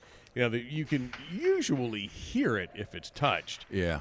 Or if there's a change in direction. But normally the one thing that's nice about this is it's not a quiet sport. Yeah. So, if you see something like that, and also from the bettor's perspective, you're judging this game with your heart and your wallet. Yes. Not just your eyes. Yeah. Your wallet wants that to be called a touch or wants that to be called an overserve. On that note, there was a referee years ago when I played in Miami High Alai that if you went for the ball, regardless if you touched it or not, he would blow the whistle. And players would get very angry and confront him about it. It's like, hey, I didn't touch that ball. Why are you blowing the whistle? And he said, listen, you should be thanking me because anybody at this professional level that goes for the ball should at least touch it. So it's insulting for you to come here and say, hey, I went for the ball, but I didn't touch it.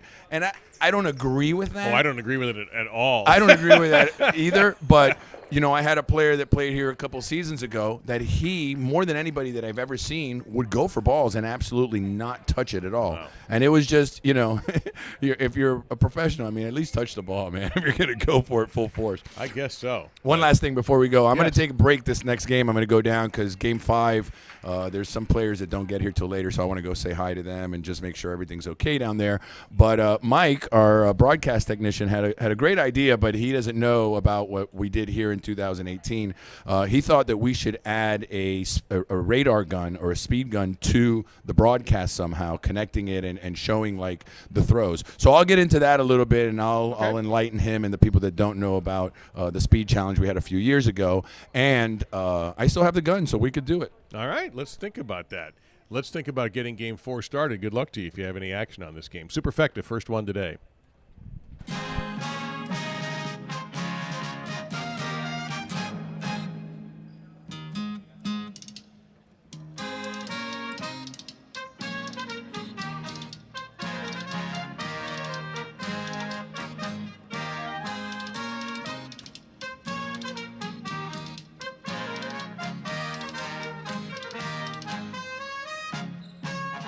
This is game number 4, a spectacular 9 doubles match with Benetrix and Bilo in the red at post 1, starting the game by serving to the blue shirts in post 2, Etcheberry and Mancy.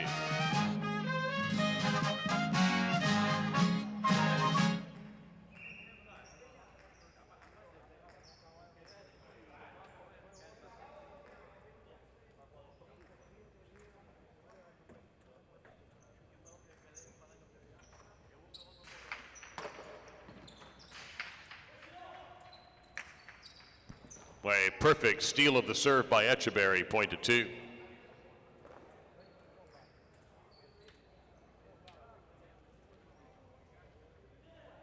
Iturbide and Mandiola wear the white in post 3.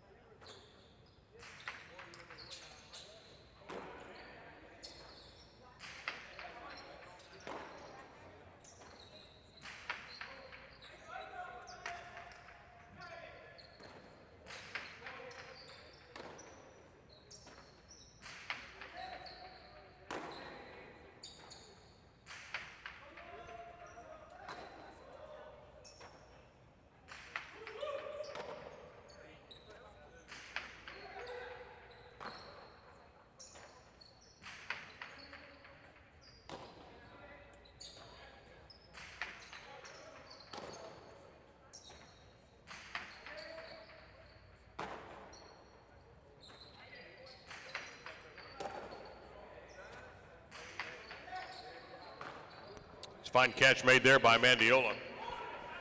The gigantic left side backing up Echeverry to the 6 line where he throws a strong 2-wall with a bote for the point to 2.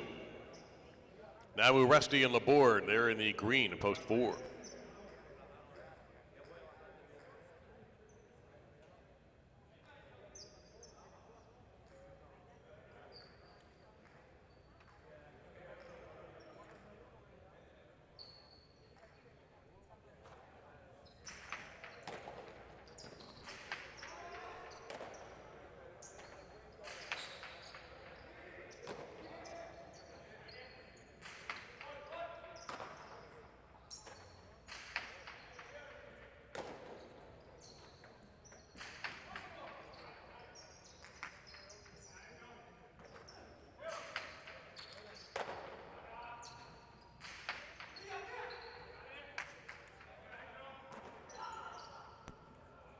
Point to the 4.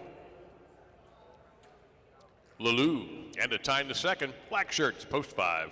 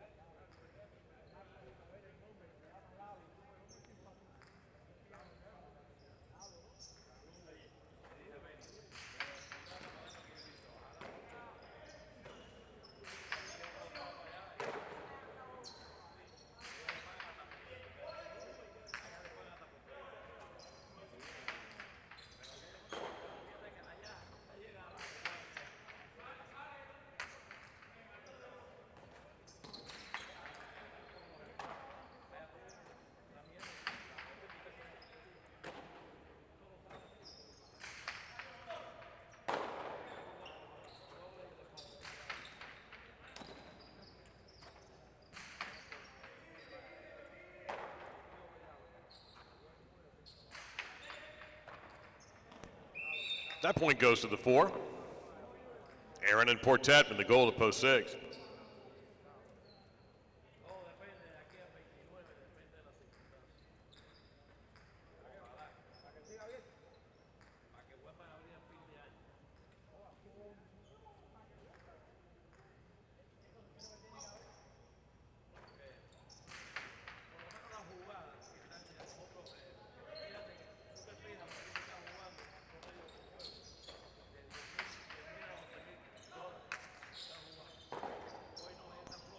Tough save made there by Aaron. At the back wall, his partner Portet chips in.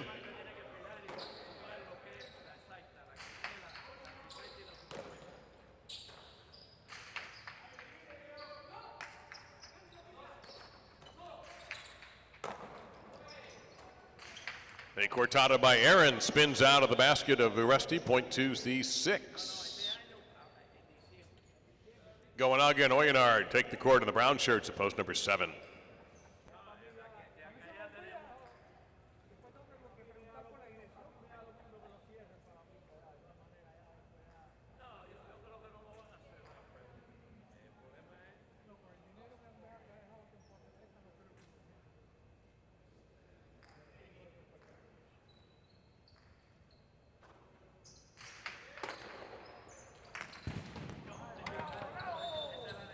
Too low, point to 6. Urrutia and Donnell in the purple to post 8 to complete the single point round.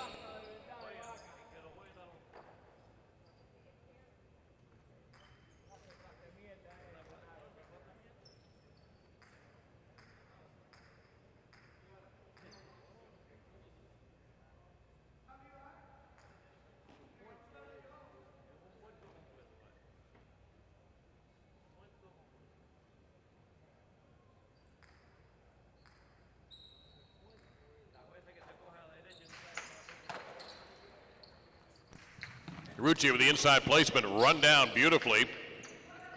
Portet's left side is handled well by Donnell. Portet cover in the front court. Donnell's throw is a good one from way back there, point to the 8.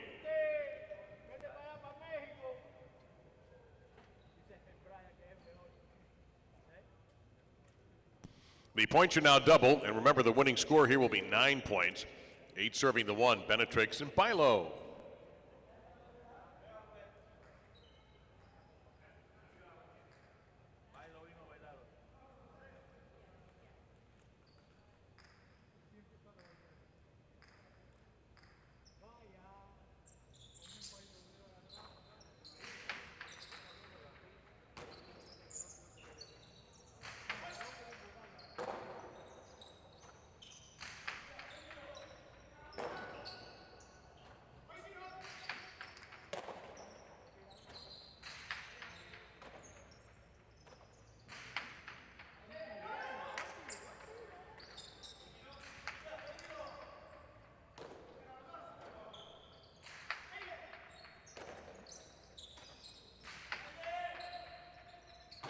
At the back wall, even colliding with it.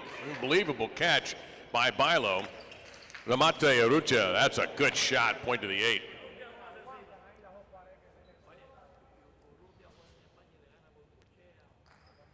Now post 3, Iturbide and Mandiola.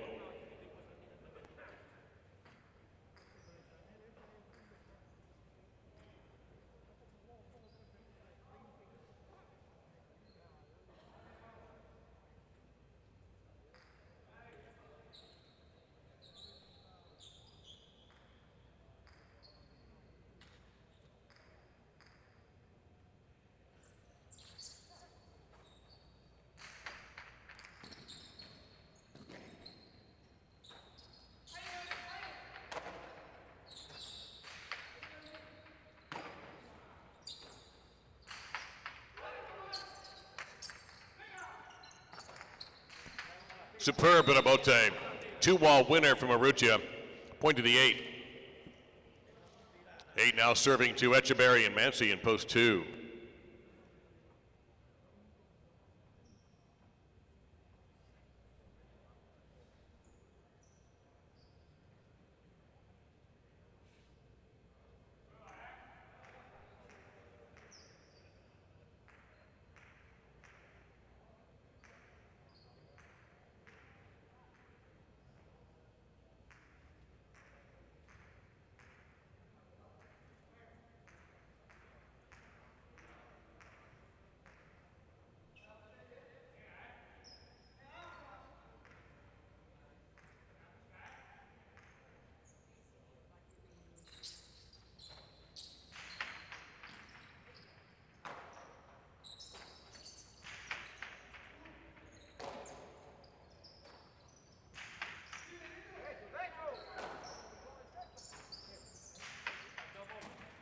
It's off the scoreboard and out of bounds.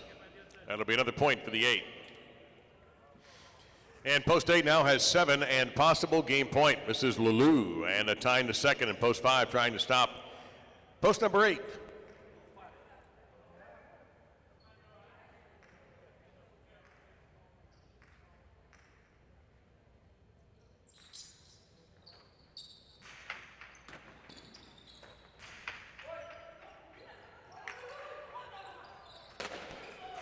Urrutia calls for the rebote.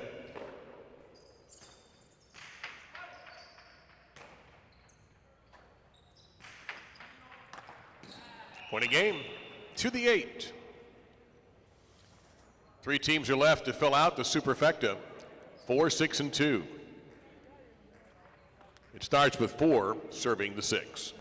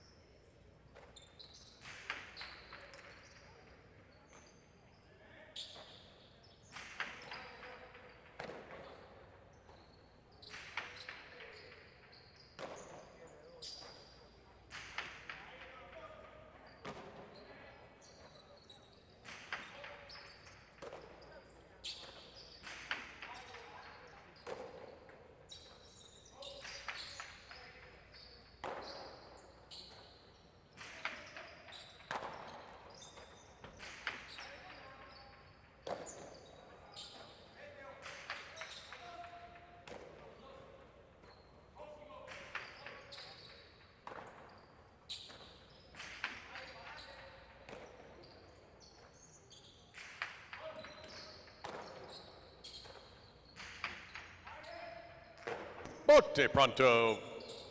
On aboard.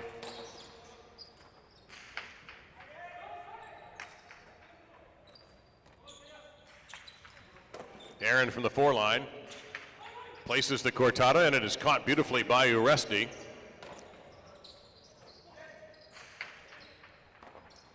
Grabbed there by Uresti nicely.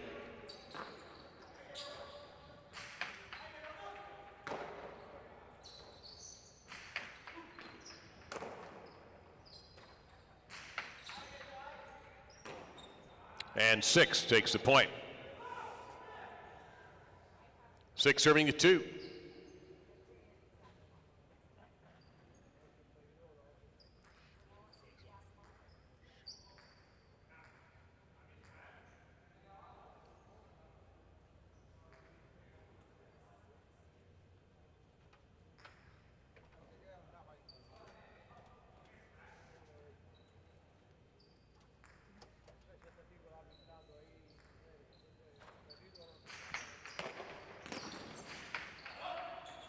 Big left side by Echeverry. Aaron's Robote, and a fine grab there by Mancy, who hustled over.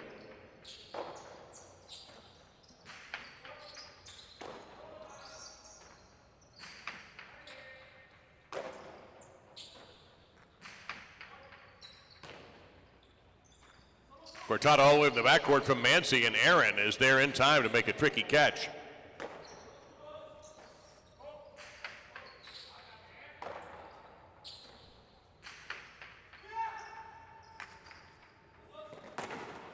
Down to the ground, Echeverry saves it. Aaron lets it by for his teammate, Portet.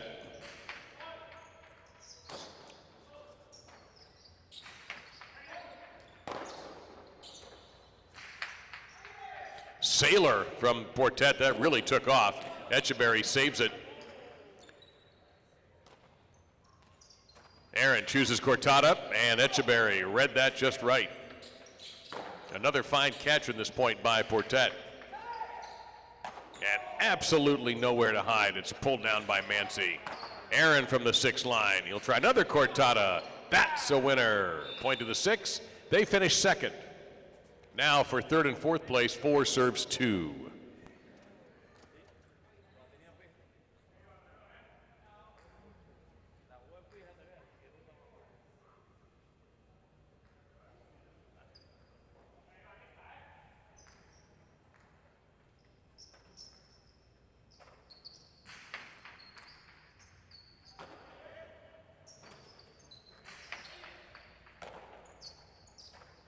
A Cortada there, and Echeverry reaches out to grab it.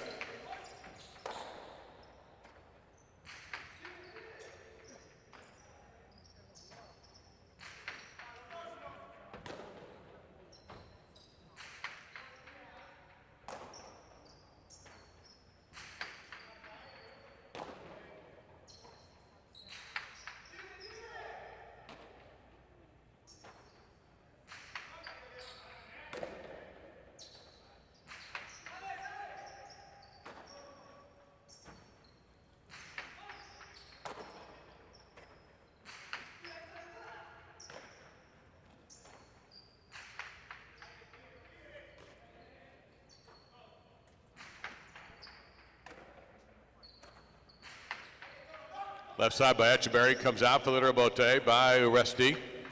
It's a good one. Mancy powers the right side and handled by Laborde.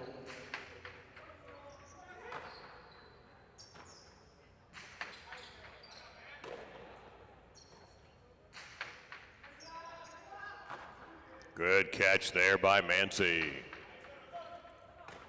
And Laborde matches.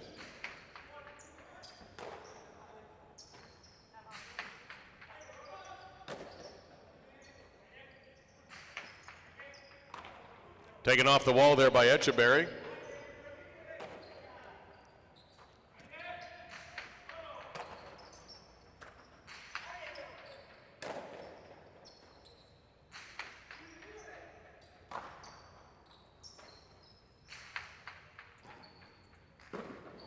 That landed in, point to 2. 4 finishes 4th.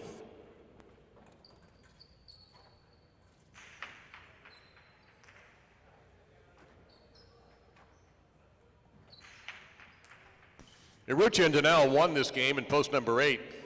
Aaron and Portet finished second in post 6. Third to post number 2, Echeverry and Mancy, and Uresti and Laborde were fourth in post 4.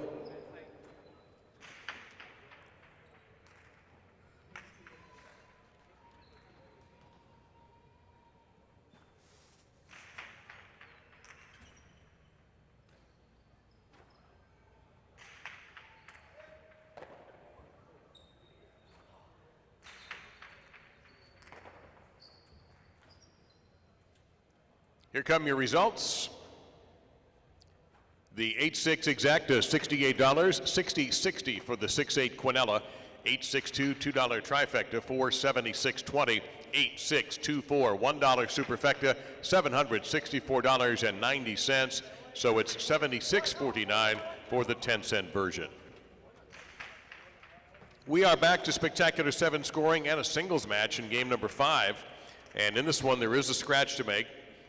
Mendiola will play in post number 5, replacing Arta. Mendiola, post 5, game 5, with Echeverry, the official game 5 substitute. Win, play, show, Quinella, exacta, and trifecta betting, all available on the upcoming 5th game.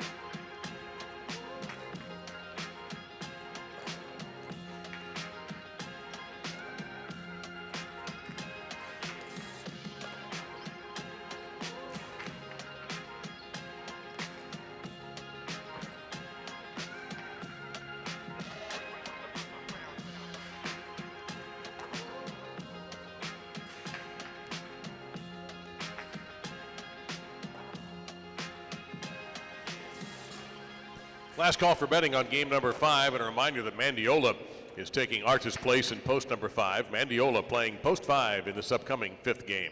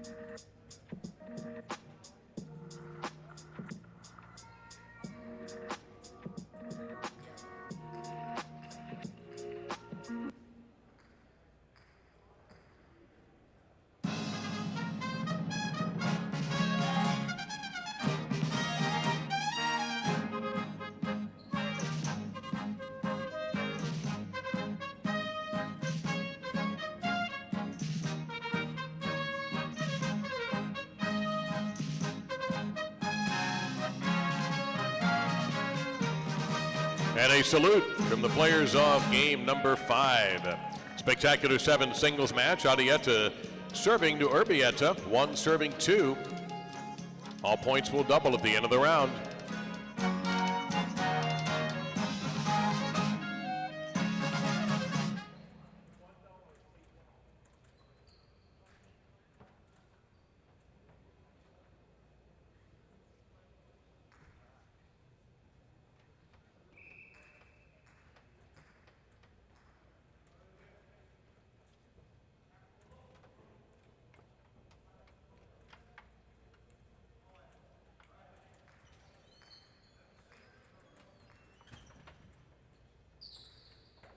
There's the serve, and the game is underway.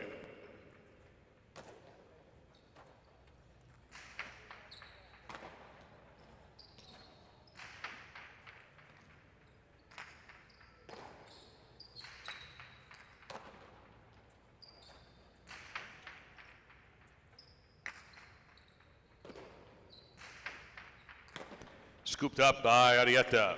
Throws the 2-wall and puts the point away for post number 1 to start things off. Here's Vicente in the white at post 3.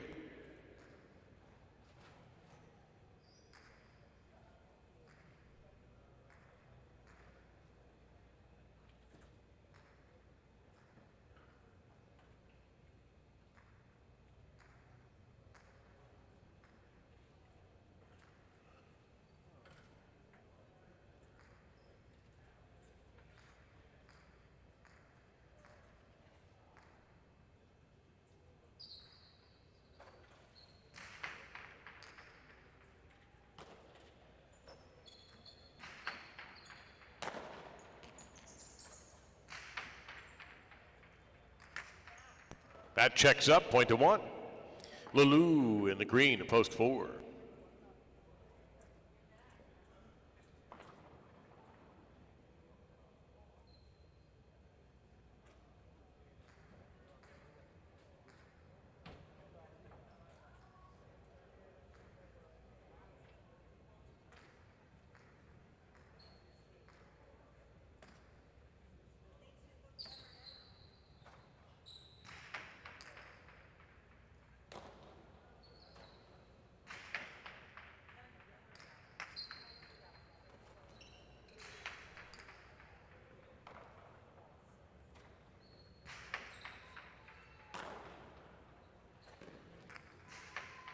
That's a big-time carom by Arietta. Goes all the way into the backcourt where Lulu attacks the middle of the front wall.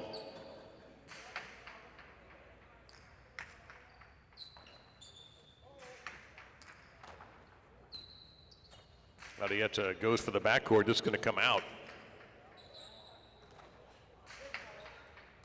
And a well-placed rebote by Lalou, point to 4. Now filling in for Arta Mandiola in post 5.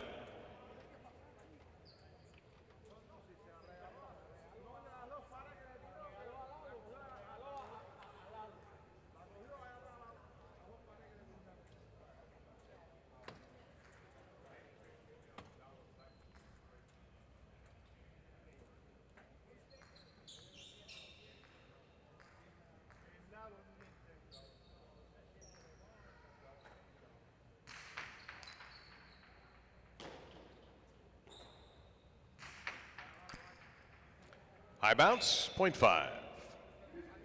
Now Laborde in the goal to post number 6.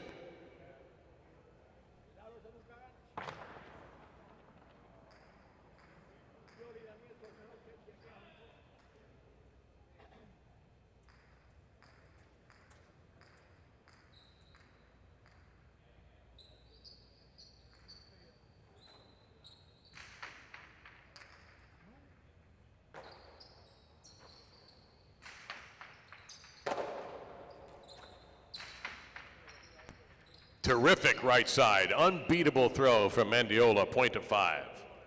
Now LaDuche in the brown shirt, post 7.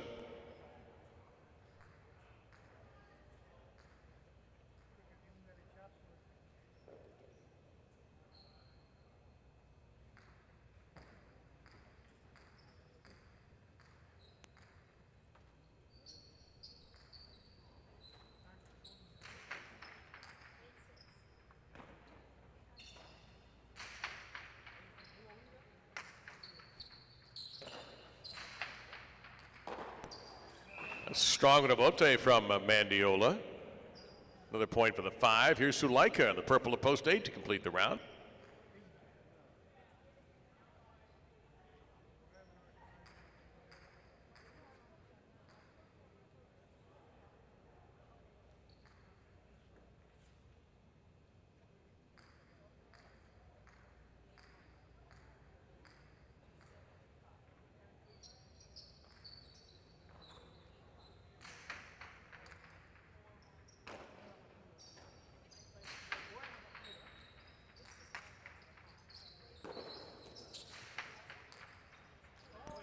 Point of the 5. The double point round starts with post number 2, Urbieta.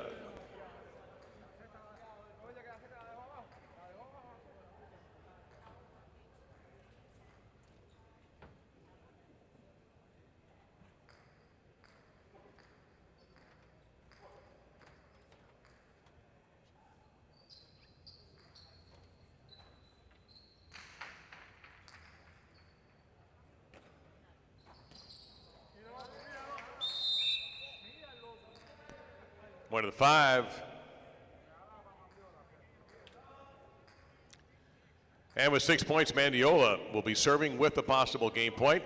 On the receiving end, Bixente in post 3.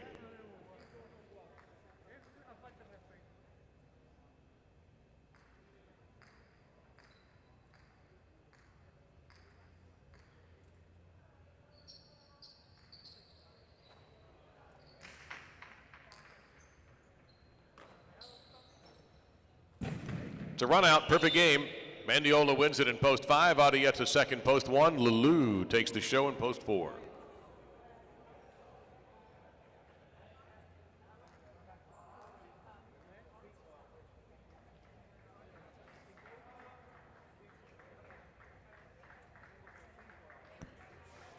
Mandiola wins game number 5 in post number 5. Arietta second in post 1. Lalou takes the show in post number 4.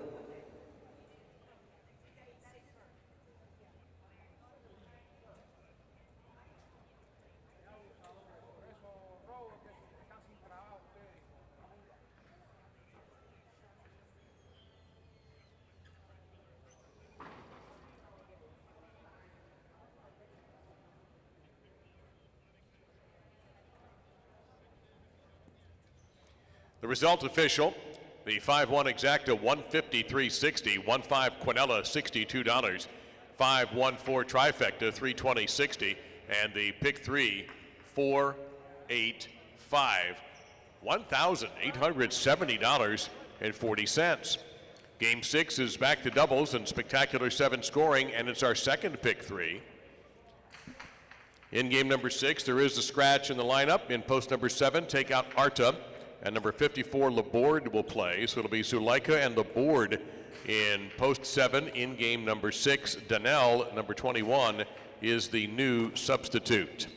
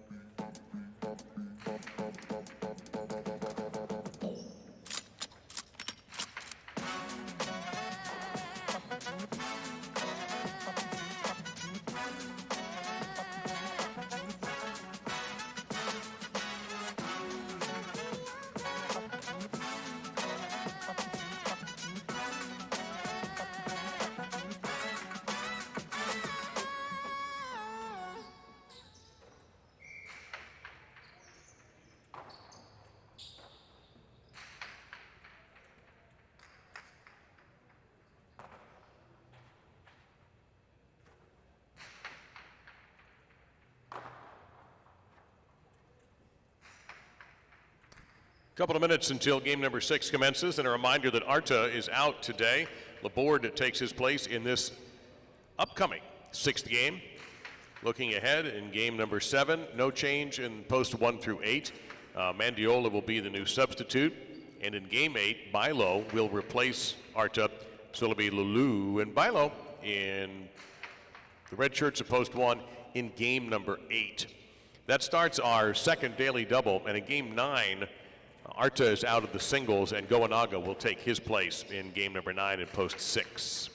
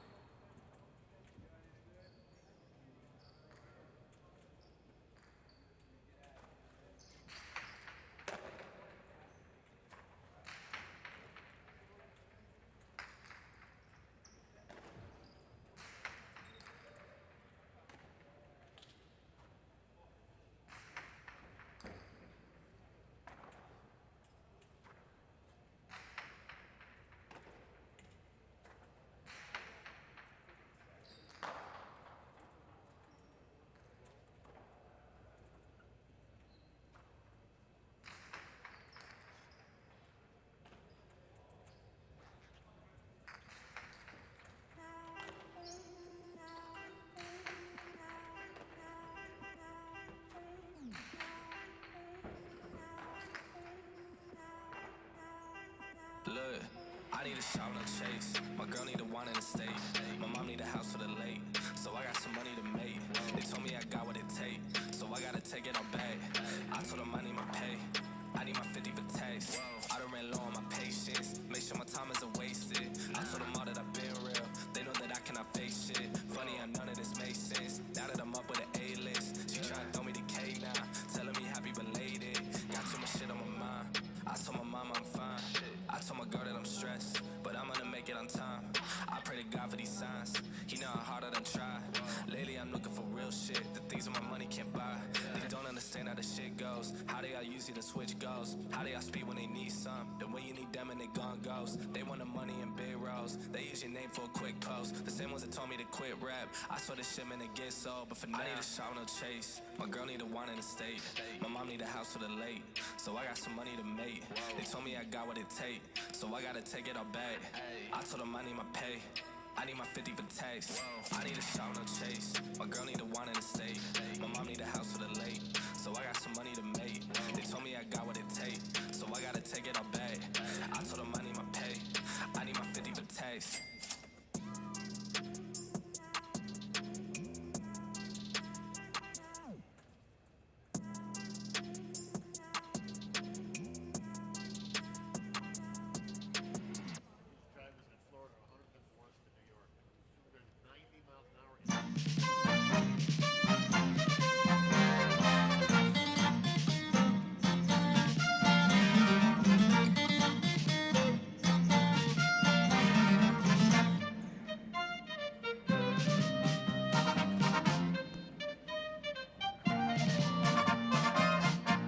It's time for Game 6, spectacular 7 doubles match. At the beginning of our second pick 3, Ether B-Day and a tying the second of the red. Post number 1 will be serving to the blue, Etcheberry and Mandiola.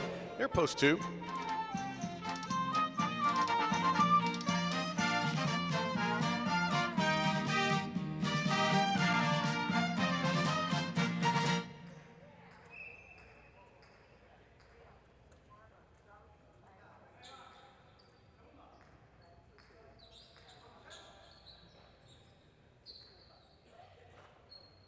There's the serve. The game has begun. It begins with an Etcheberry Dejada and a point for post 2.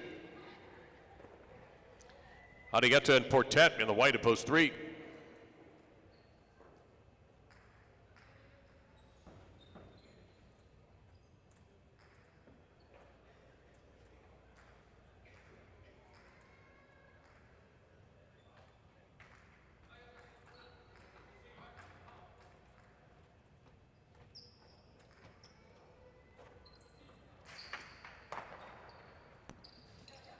That's too low, point 2. In the green, the team of post 4 is Goanaga and Oyenard.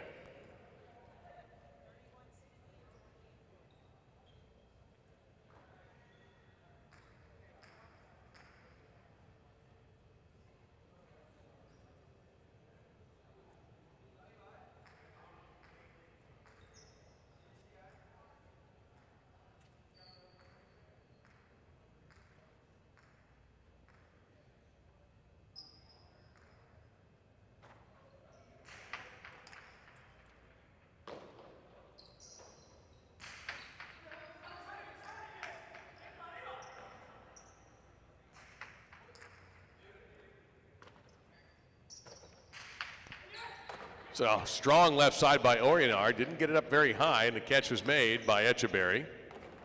Robote swung back into play by Goanaga. Etcheberry will throw a kill shot that's caught by Goanaga. This will be hard to handle. A lot of spin on that ball. Yeah, that spun out. Point to 4. Aaron and Mancy in post number 5, the black shirts.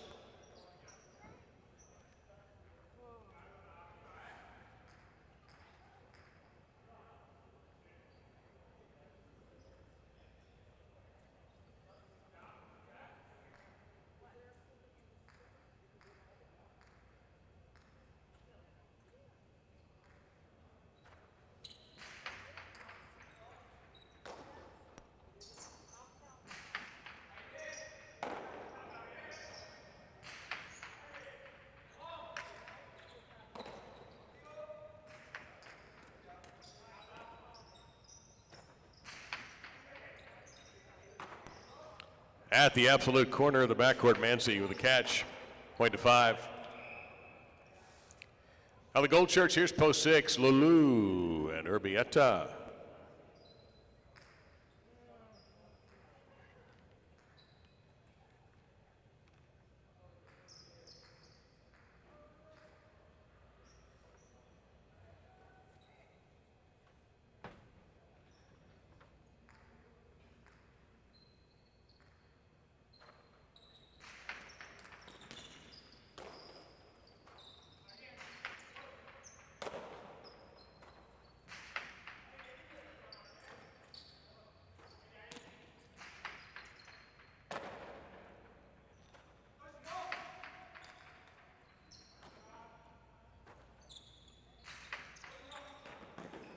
Very difficult catch made by Aaron. All arm on the throw.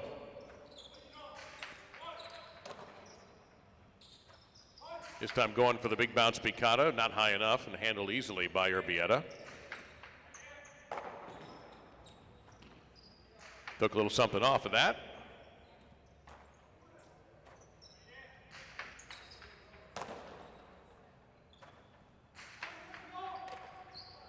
Touched in the front court, point to 5. Suleika and Laborde in the brown to post 7. Laborde filling in for Arta.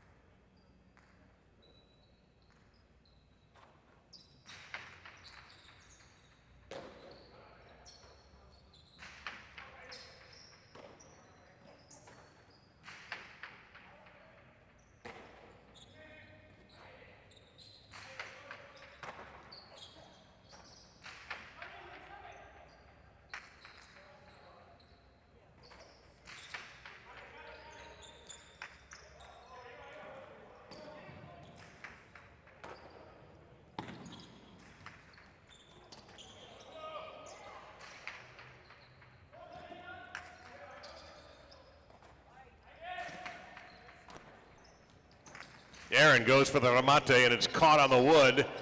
Suleika overhand right side, jammed him a bit, point to 7. Now LaDuche and Bilo concluding the round on the purple to post 8.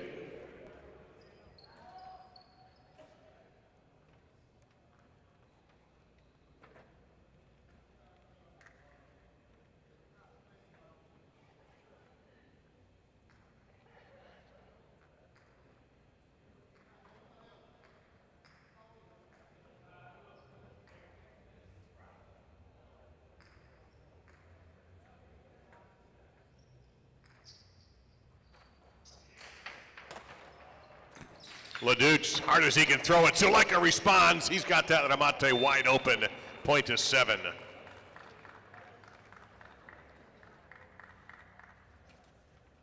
Now Iturbide in a tie in the second in post number 1.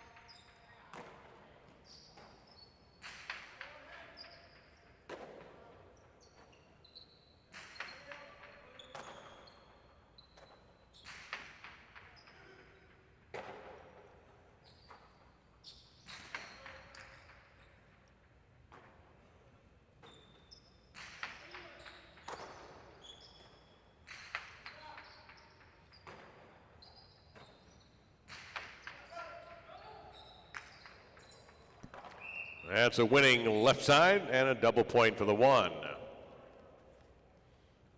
Now Adieta and Portet, post 3.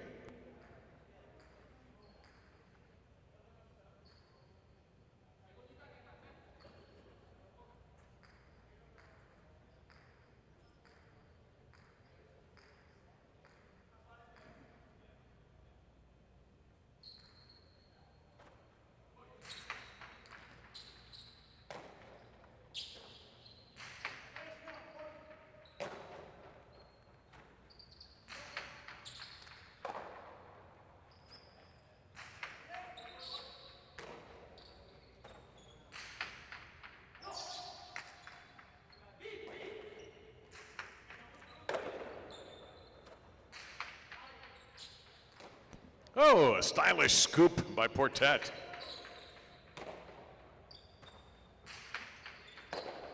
Point of the one. Echeberry and Mandiola post two.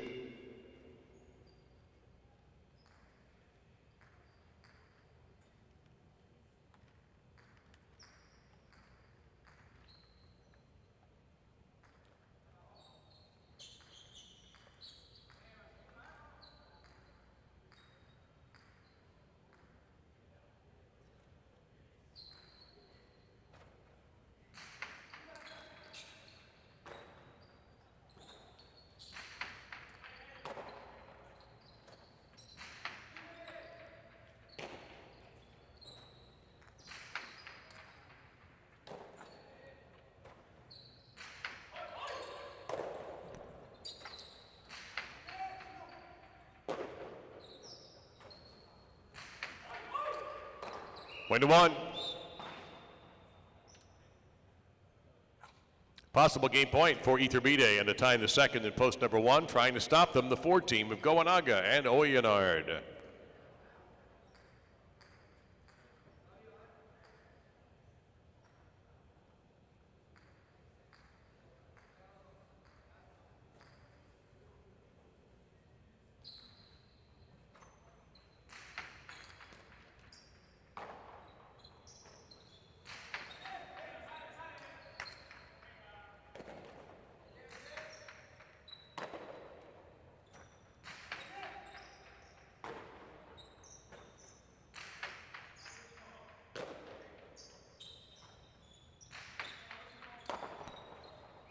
And 4 gets the point. Now, post 6. This is Lalou and Urbieta.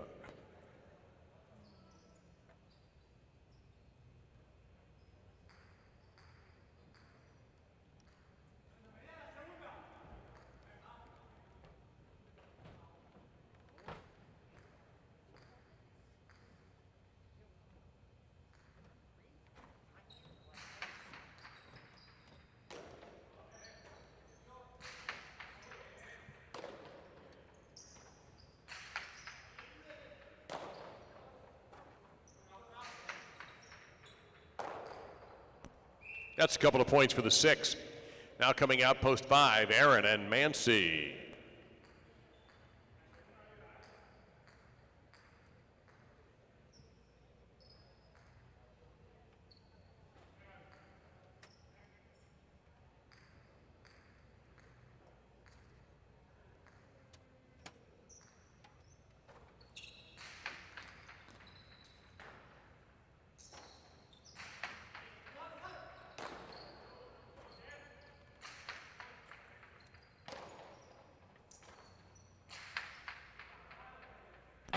Goes out of bounds, and it'll be a point for 6.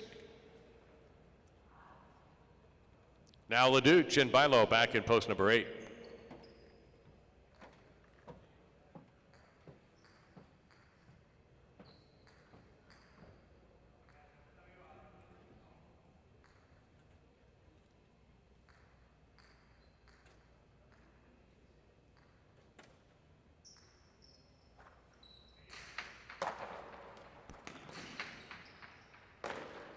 Leaping grab made by Urbieta.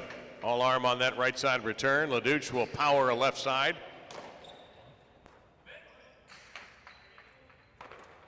And a great catch there by Leduc.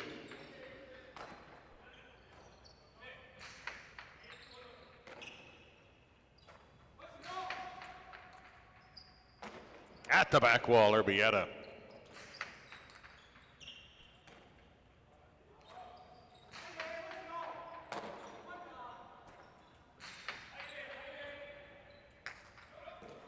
Bilo with a rebote from the backcourt.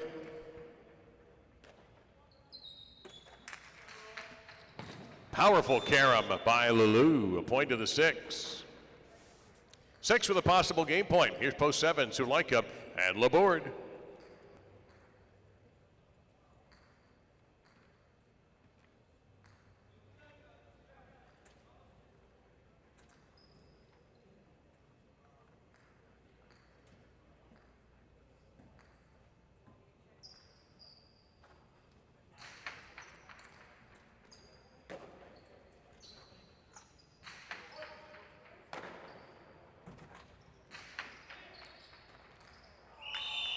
That'll be point of game to the 6, the 1 to second, and the 4 takes the show.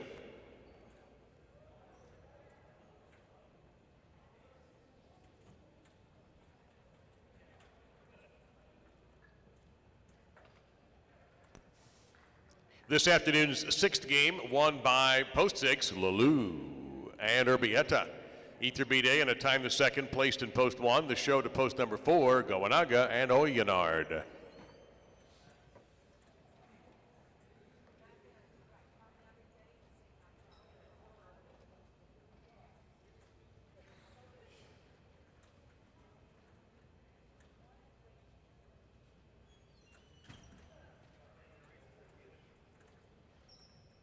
The results are official. The exact is a 6-1. It returns $148.80. $73.40 for the 1-6 Quinella. 6-1-4 $2 trifecta. 6-14-60. Now, Game 7 is coming up. That's a spectacular 9 doubles match. The superfecta is absolutely available. It doesn't say so in the heading of the page there for Game 7, but it's in the machine. If you want it, you'll get it. Superfecta for game number 7. The only change you have to worry about here, even if you don't have to worry about it, but Mandiola will be the substitute in the backcourt. No changes to make in posts 1 through 8, but with Arta out, Mandiola takes his place as the reserve backcourter for game number 7. About 6 minutes to post. Don't get shut out.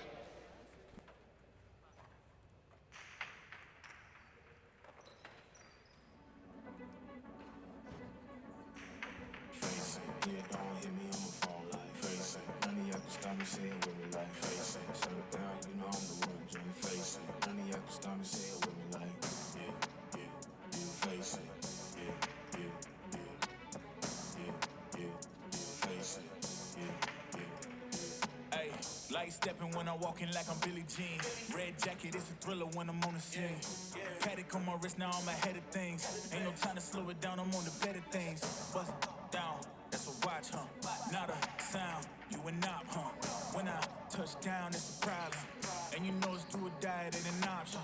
Hey, 6 chains like I'm Kumo. I'm a heavyweight, got my pockets on sumo. Kick game judo, 6 rings, you know. Ain't a thing you know I'm heating up, boy, I'm too cold. Don't hit me on the phone like face it. None of y'all can stop me saying with me like face it. Shut it down, you know I'm gonna just face it. None of y'all can stop me saying with me like face it.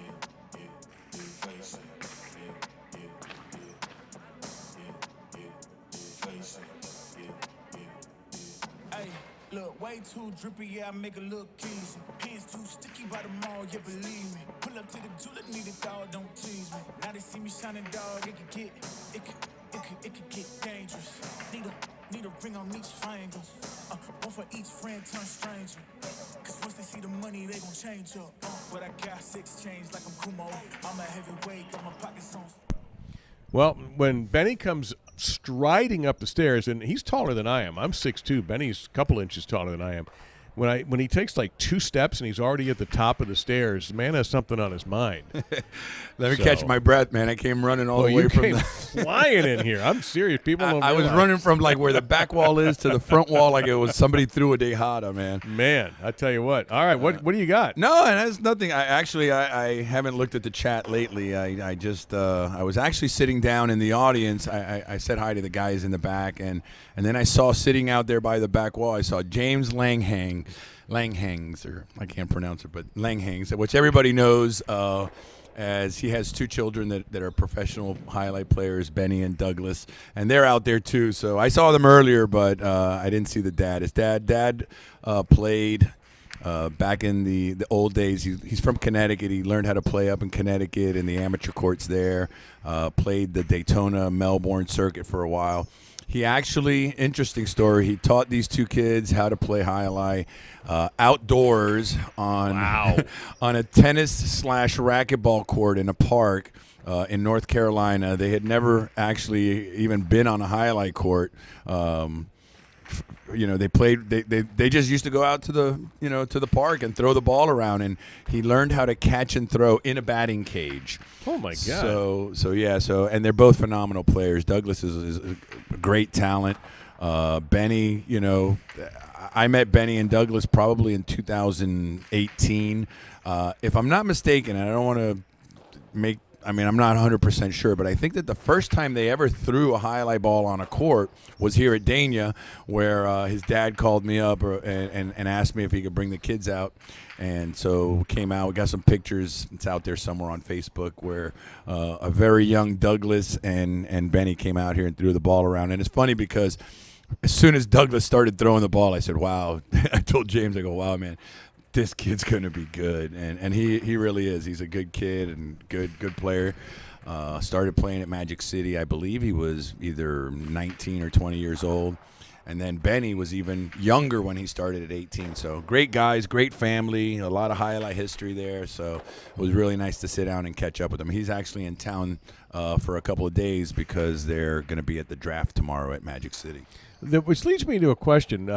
When you see a young talent, what's the first thing you look for when you determine if somebody can actually play and maybe have professional potential? Well, I mean, I come from a school where back in the days, the first thing they looked at, and I'm no different, is their form, mechanics. How does this guy throw his left side? How does this guy throw his right side? How it's foot speed, just, really kind of like just the obvious stuff. And then it goes into the second part of it, which is, etiquette, demeanor, the way they, carry themselves on a court. A lot of these young guys, and we were talking about it, James and I were talking about how, a lot of kids, when they first start playing, whether it be in Spain, France, Mexico, here in the United States, it is very important at a young age, especially, any sport, to teach them the etiquette and what is expected of you when you're out on the court or on the field.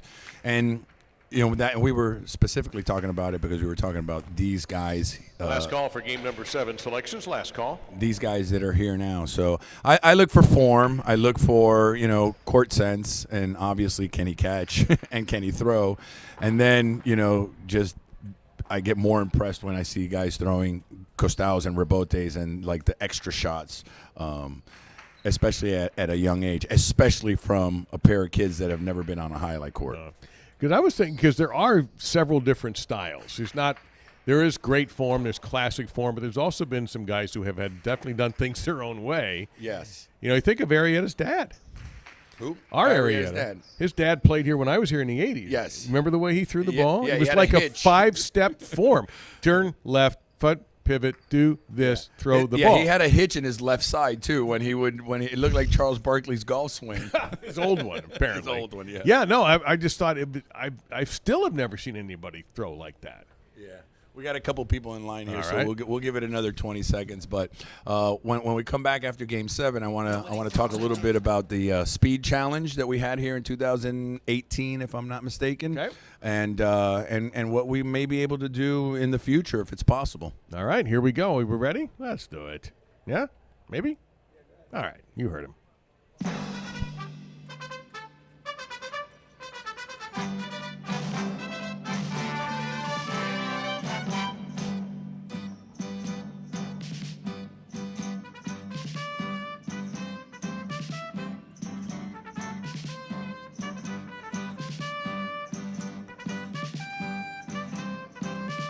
And here are the players for the 7th game. Superfecta betting, spectacular 9 scoring. It is Goanaga and Urbieta in the red at post 1. They're serving. Benetrix in the board, and the blue at post 2 will receive. This game is played to 9.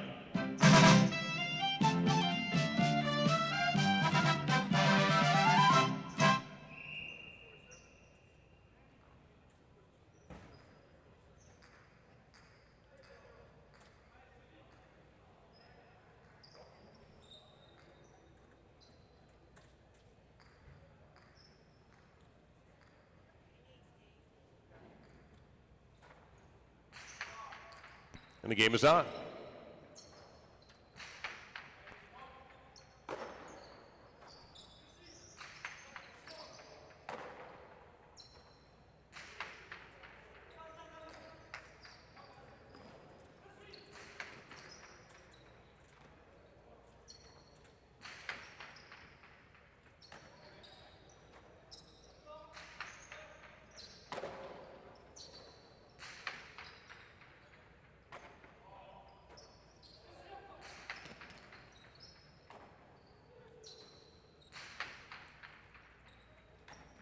At the back wall, Urbieta hanging tough.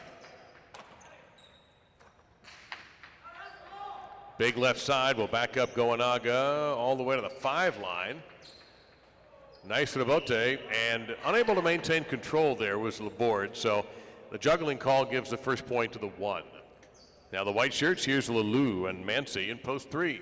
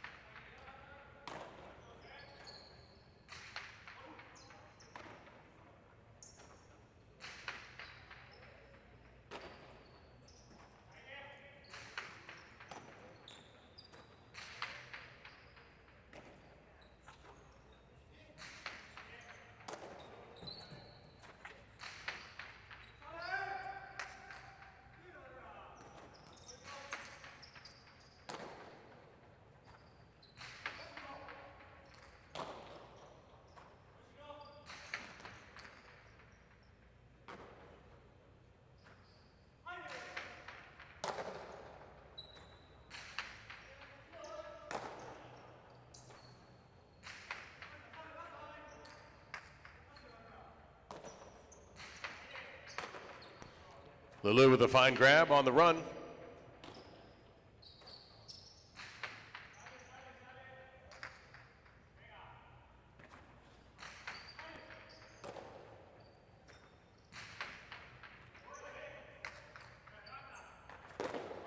Lalou down to the ground, snaps Rebote into play.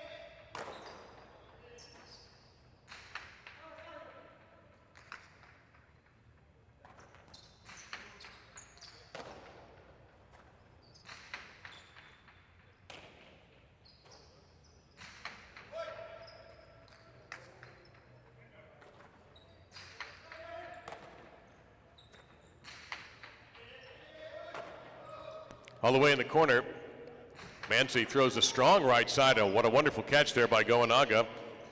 And Mancy with another one.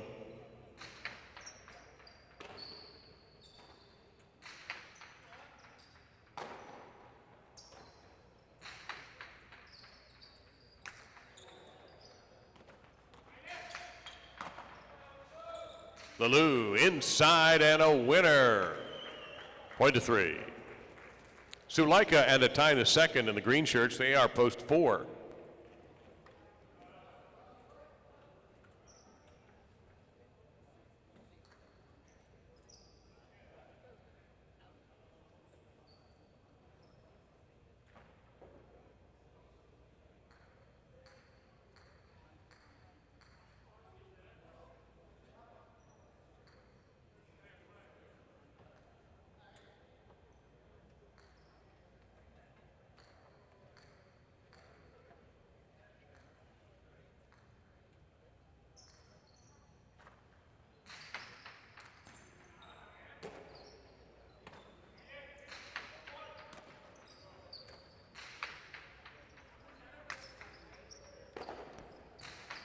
Sulaika with that strong right side Rebote takes a big bounce, and it'll be point to 4.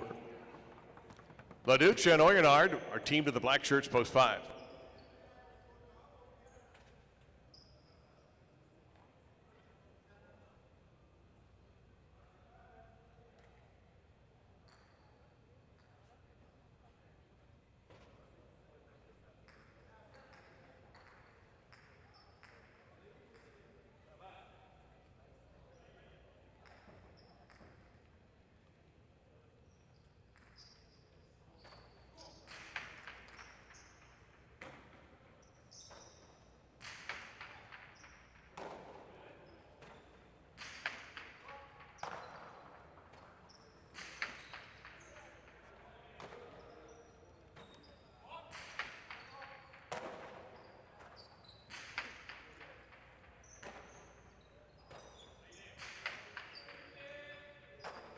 At the back wall, somehow Waynard hung on to that. Suleika faked outside, went inside, and charging in is Oyenard. And blasts a hard left side that had to be caught, and was by a tie in the second. Big bounce, and here's Oyenard. And a carom, and a point to 5.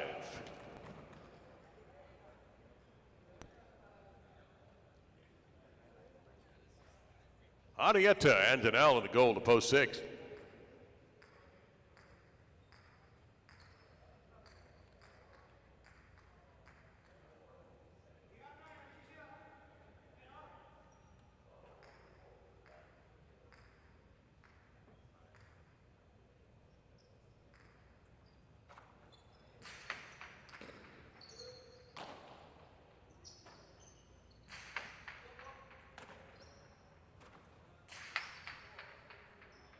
Out of play, point 6. Iturbide and Bilo, the Brown at post 7.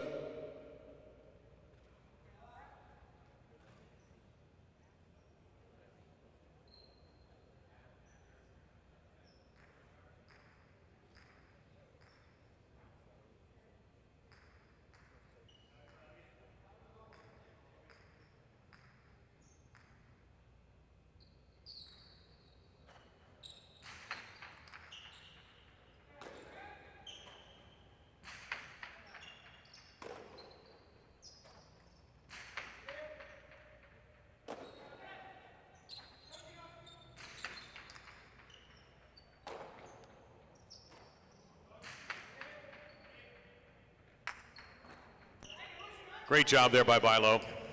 Got it out of the front court.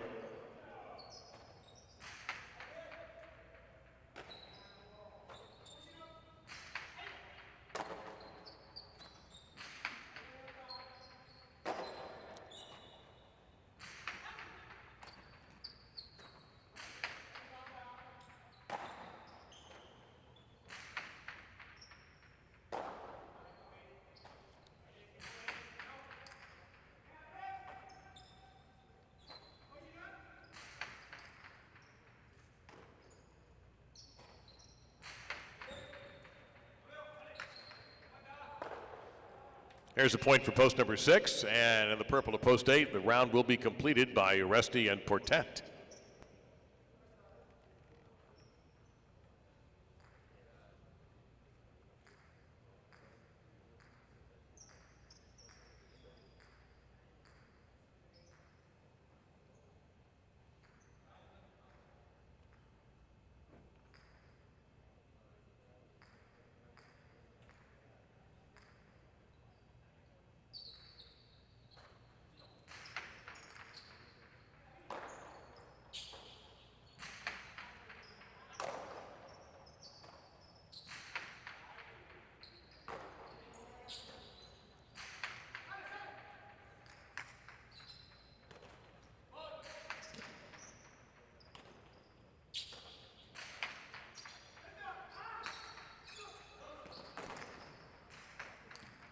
Great shot by Arrieta, but anticipated by Oresti. He'll throw the 2 while Arrieta was up quickly from the wood. A Cortada to an empty spot on the court. Point to the 6.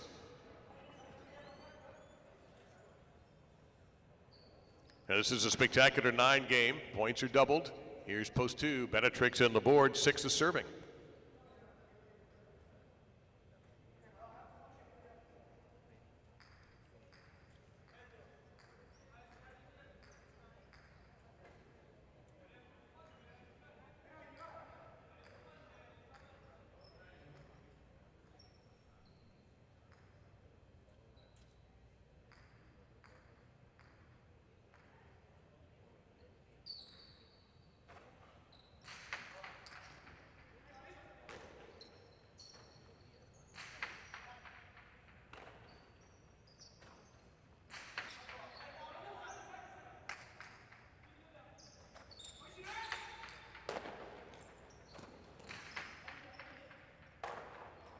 Hauled in nicely there by the board. Arietta, good catch at line 8.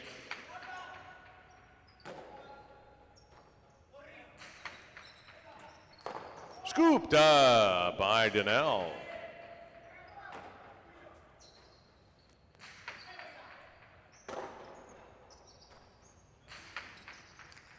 Big bounce, point to 6.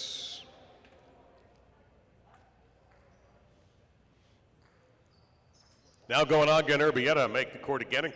Post number 1.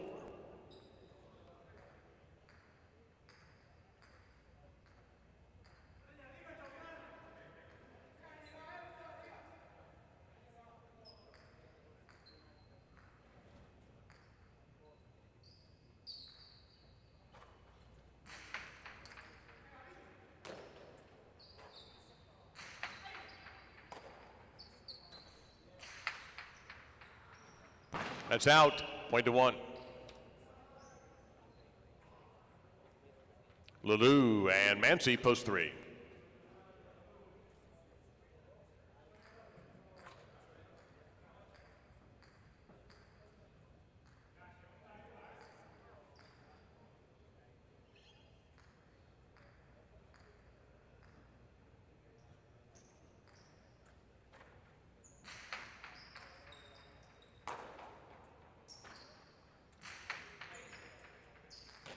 Bote pronto by Urbieta, big right side. Lulu makes a fine catch.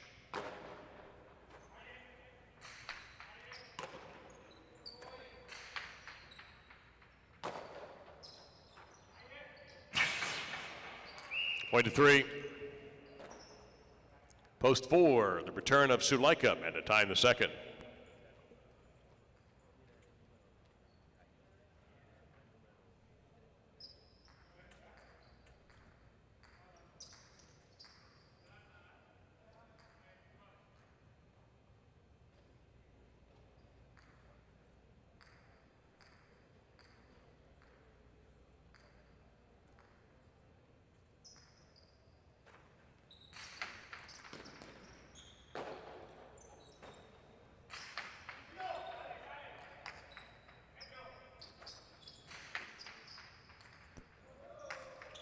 And Lulu's Rabote handcuffed him there, point to 3. Now post 5, Laduch and Oyenard.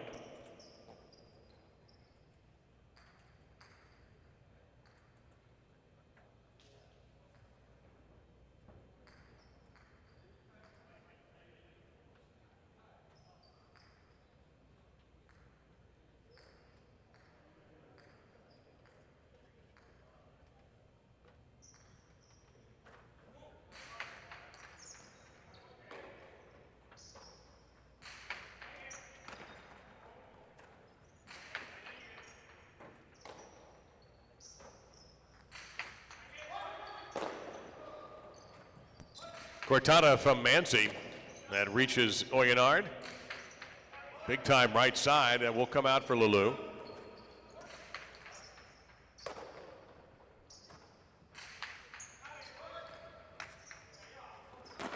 Lulu to the ground for the Rabote. Laduch will grab it in line 6 and ease up a little bit on that left side over the head of the backcourter. Lulu down one more time, right to Laduch. He'll sweep the right side over the backcourter's head. That Rabote save didn't make it. A little bit out of play there. Point to the 5. Iturbide and Bailo post 7.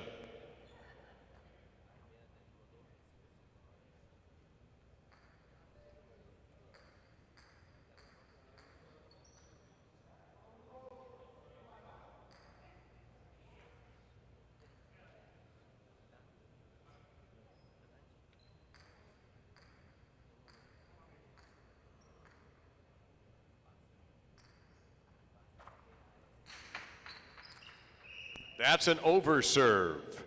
Point to 7.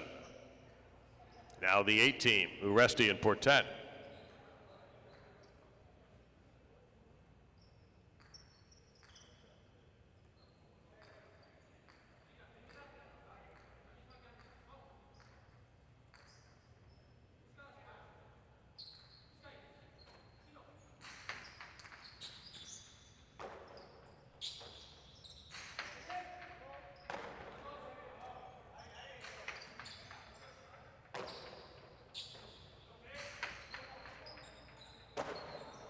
all the way in the back wall was Bilo.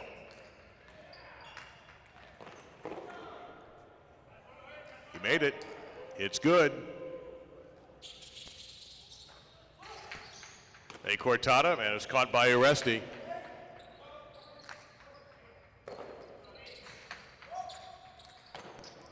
Well, that's a difficult catch by Portet.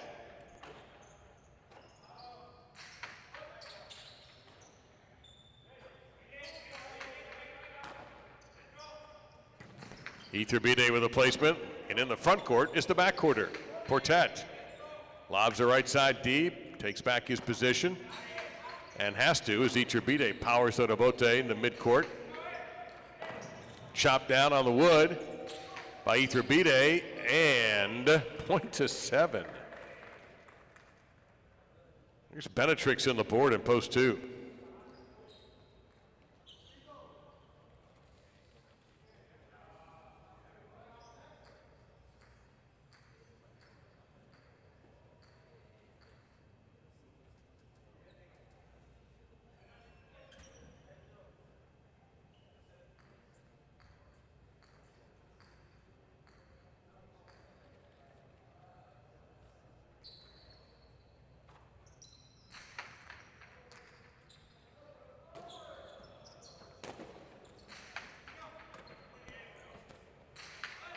Iturbide with a hot left side. The catch is made by Laborde.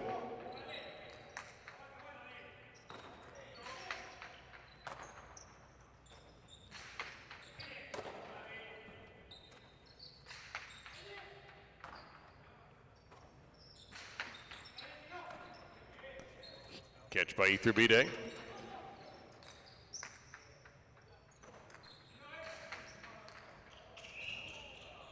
There, Vitabote winner by Benetrix, point to 2.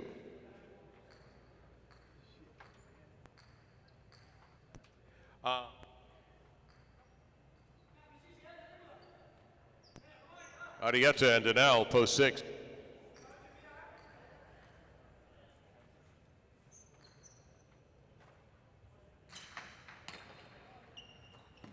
Arietta Costado and a leaping grab by Laborde.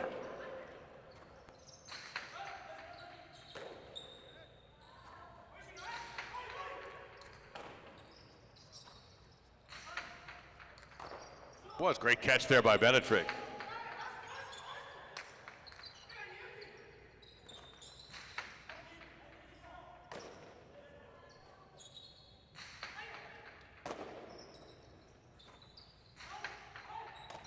Leaping grab by Benetrix.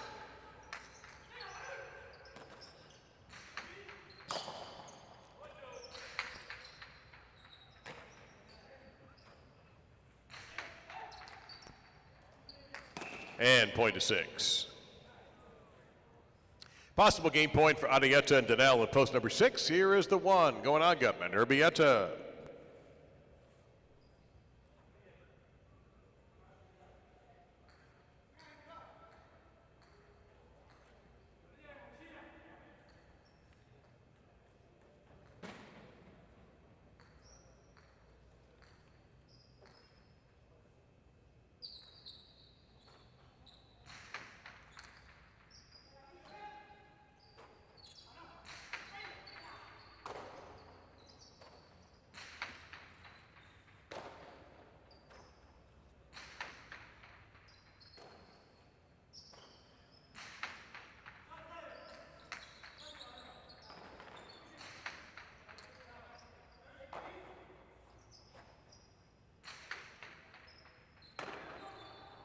And 6 wins the game with the 3 finishing second and the 7 third. 1 will serve 5.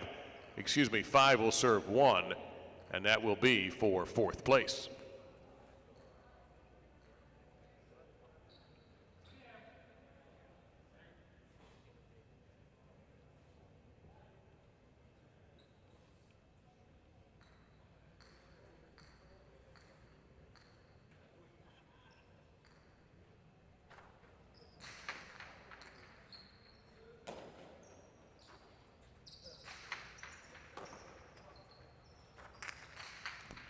2-ball by Leduc is caught and returned well by Goanaga. And that's going to be a point to the one. They'll take fourth place.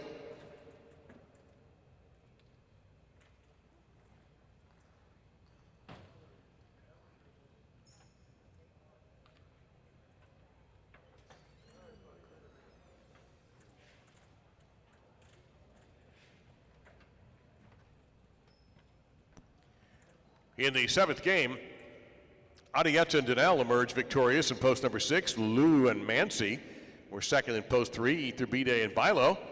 Post number 7 took the show, and fourth place went to the 1, Goanaga and Urbieta. 6-3 Exacta, 97.80. 3-6 Quinella, 105.60. 6-3-7 Trifecta for $2, $606. 6-3-7-1, $1 Superfecta, $1,217.70. And the 10-cent version, $121.77. Second number in the pick 3 is a 6. The pick 3 concludes with game number 8, and it also starts our last daily double. Our last 2 games of this week begin with a spectacular 7 doubles match, and Bilo playing in post number 1, replacing Arta. It'll be Lalou and Bilo in post 1, with Mandiola the new substitute. Reminder of our schedule: Wednesday, Thursday, Friday at 7 o'clock. We're going to take Monday and Tuesday off. Wednesday, Thursday, and Friday at 7 p.m. Then a doubleheader on Saturday at 1 and 7 p.m. And then the Sunday matinee at 1 o'clock. Also next week, Thursday, we'll have a special Game 10 as the third of our 4 quarterfinals in the Dania Beach Invitational will be played. This is a 15-point partido with win betting available to you. And on Thursday, you'll get to see Leduc and Atine II teamed up against Benetrix and Urbieta. And then Friday the 13th, it'll be Bixente and Bilo, the number 2 overall seed in the tournament, against the number 7 seed Urrutia and Mandiola. That'll be Friday night, January 13th.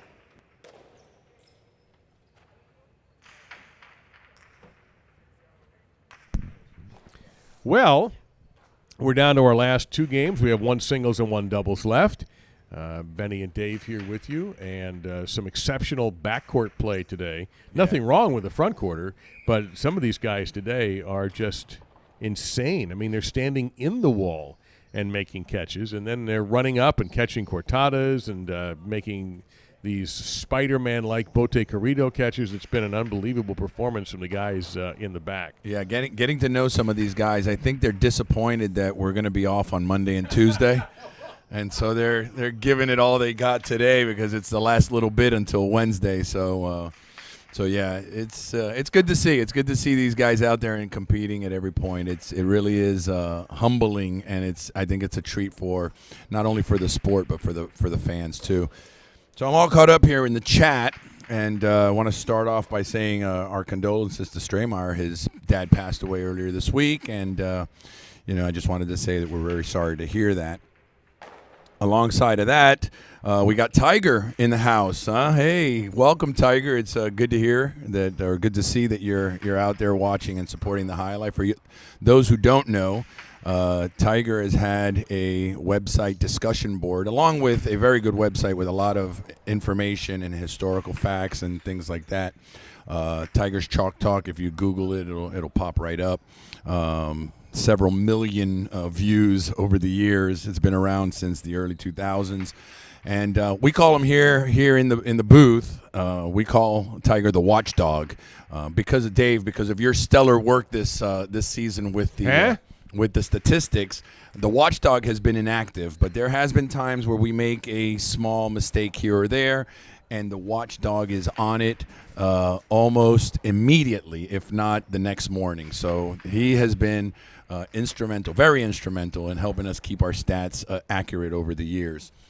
There's a question in here. And Chick Chack Chula, which is a guy named Bennett. Actually, I don't know why I say Bennett. I always that sounds very highlight-like, though, doesn't it? Yeah, Bennett. And now Bennett in post 5. He's one of the great highlight minds. He's very active on Tiger's site. Dave Lemon and I speak about you all the time, Bennett. about how you're one of the great minds of Highlight, and you always have something interesting to say. And again, if we ever build a big, strong team, you may be a part of the solution for Highlight in the future. There's a question here that is about Billy Schofield, which was is an American player that played back in the 80s and 90s.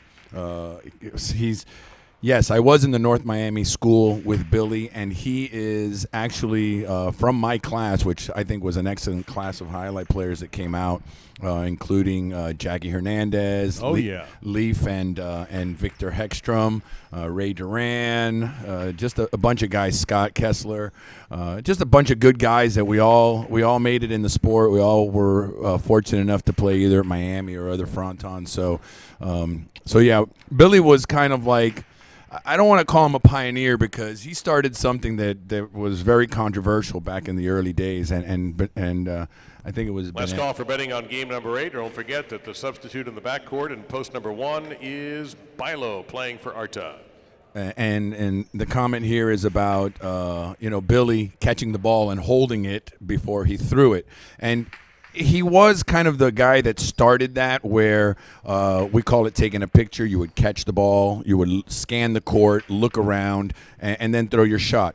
And, players were already starting to do it a little bit. Michelena and Ara were doing it in the singles where they'd catch the ball, they'd take 2 or 3 steps and then throw it back. Then you saw other players, after that do it. We all know who the players are that would catch the ball and take advantage by taking a couple of extra steps if they could. But Billy was the first to do it, and he took it to a whole other level because he did it with the left side, and he had a great kill shot. He would throw it inside, outside, back. He could do everything with that one position. And we would actually sit on because he was also sneaky about it. We would sit on the bench, and he would look at you, and he would say, I'm going to catch your serve, and then I'm going to rear back to throw a costado. But I'm going to look at you first, and then once you commit inside or outside, I'm going to throw the other shot. And then you would do everything you could just so he wouldn't be able to catch your serve, and he did it exactly like he said every single time. So after this game is going to be the last little bit of our conversations, and I'm going to finally get to the speed challenge and the radar gun. Okay, here we go.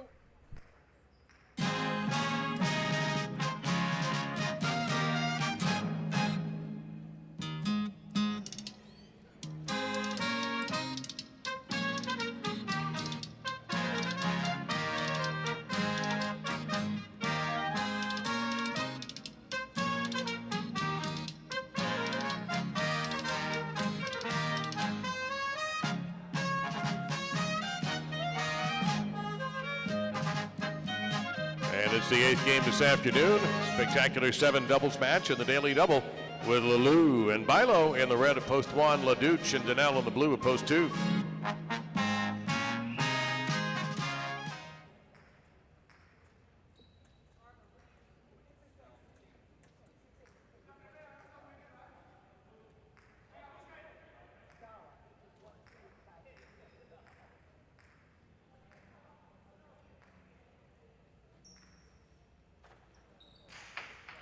The game is underway.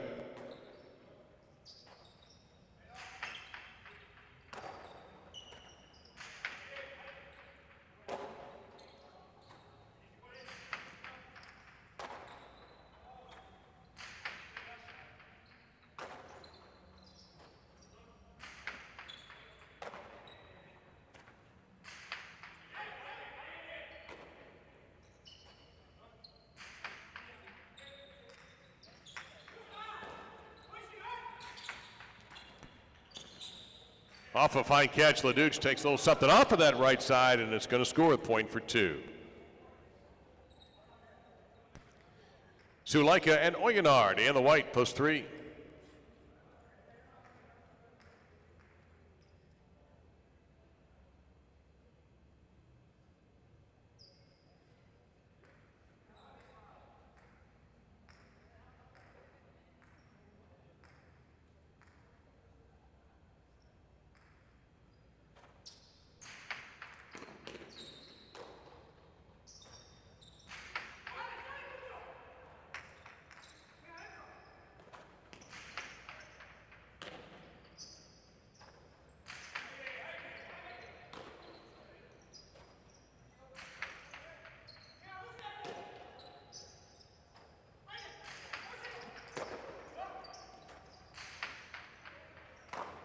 Point to 2.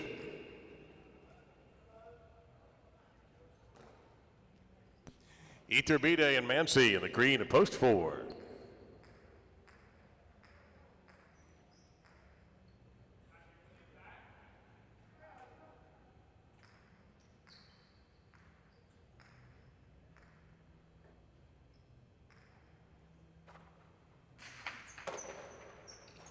Iturbide, a crackling shot off stealing the serve, point to 4.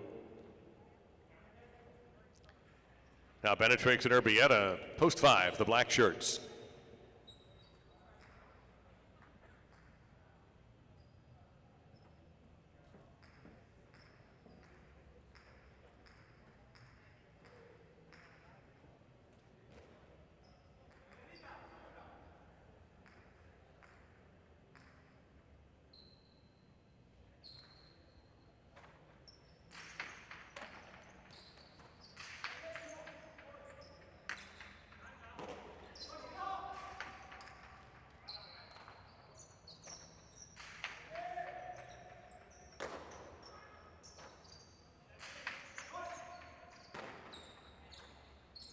A Cortada from the backcourt and a superb shot by Urbieta, point to 5. Wow. Now the gold, here's Uresti and a Tyne the second in post number 6.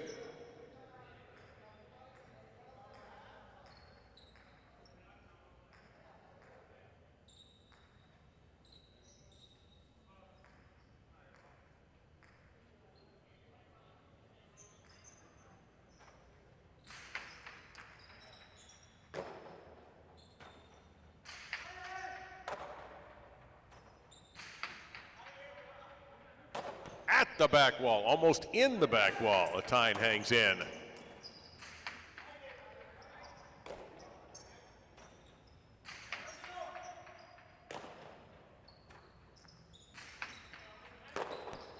Point to the 5. Brown shirts, here's Goanaga and Portet, they're post 7.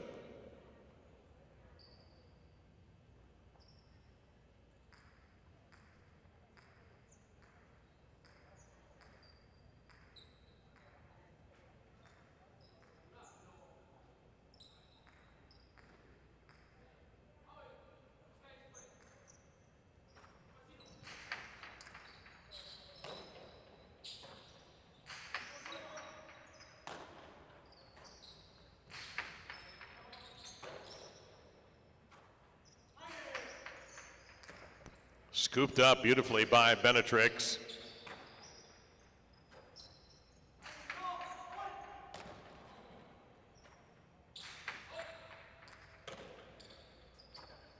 A Cortada from the backcourt from Portet, and 7 gets the point. Here's Arietta and Laborde in the purple. Here's post 8. They complete the single point round.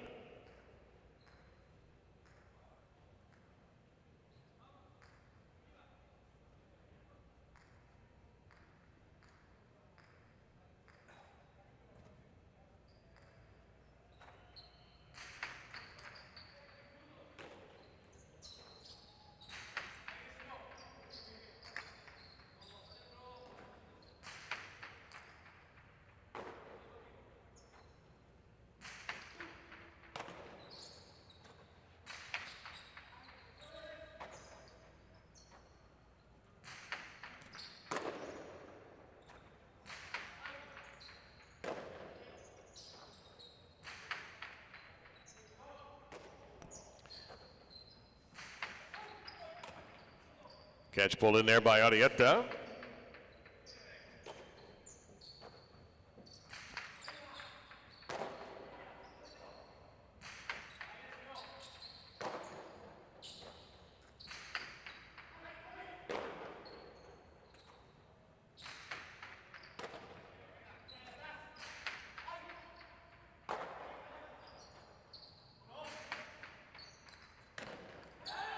That's a point for the 8.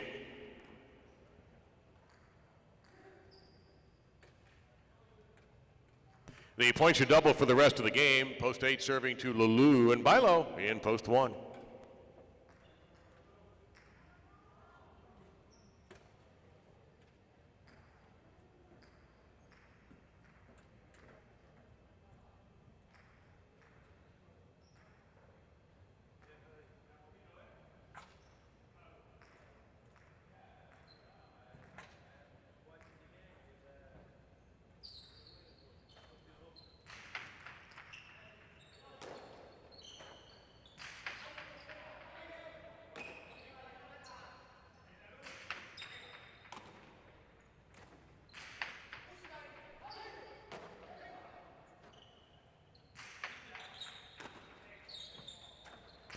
That's a hot cortada and well placed by Lalou. Point of the one. Now post 3 returning. That's Sulaika and Oyenard.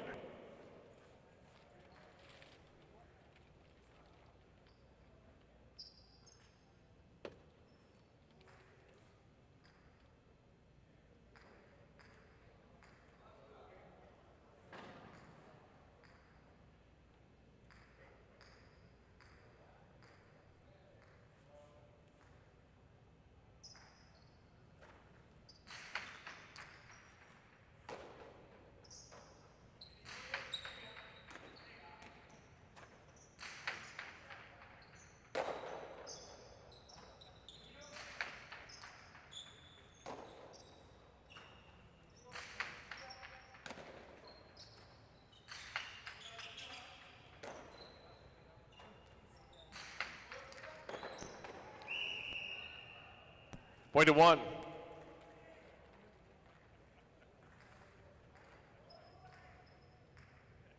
LaDuche and Danielle in post 2.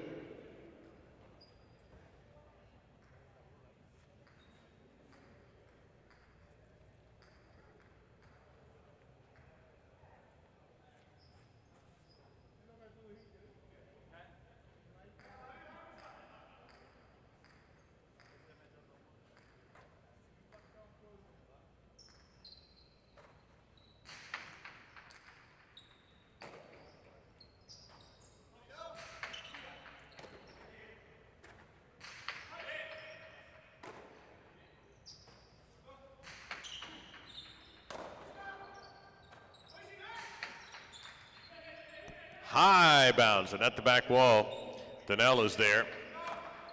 Lalou makes a terrific grab and then punishes a reverse, but Danielle equal to the task.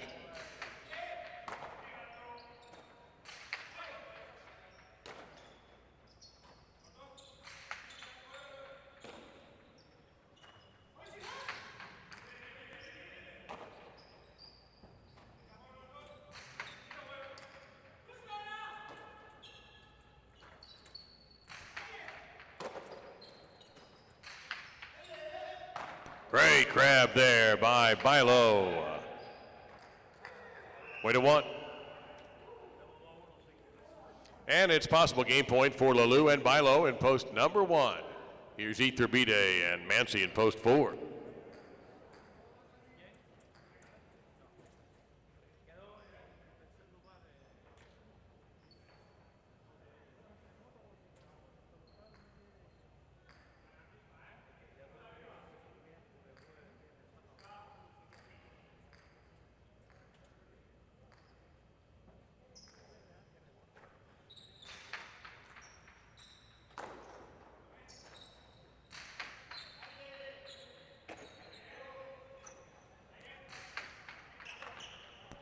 Shoe top catch there by Iturbide. Big right side. Bilo able to get the Devote into play. And a point of game to post number 1.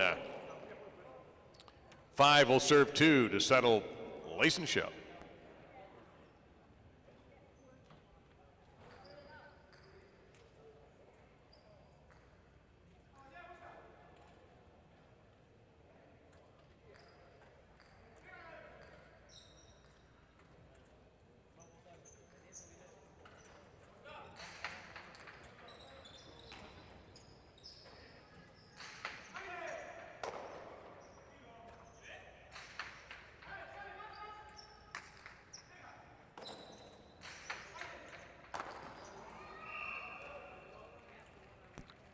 Point to the 2 with 5 taking the show.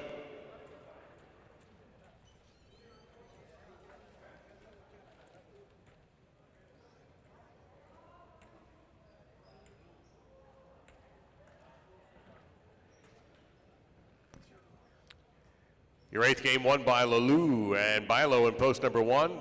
LaDuche and Danielle second in post number 2. Benetrix and Urbieta third in post number 5.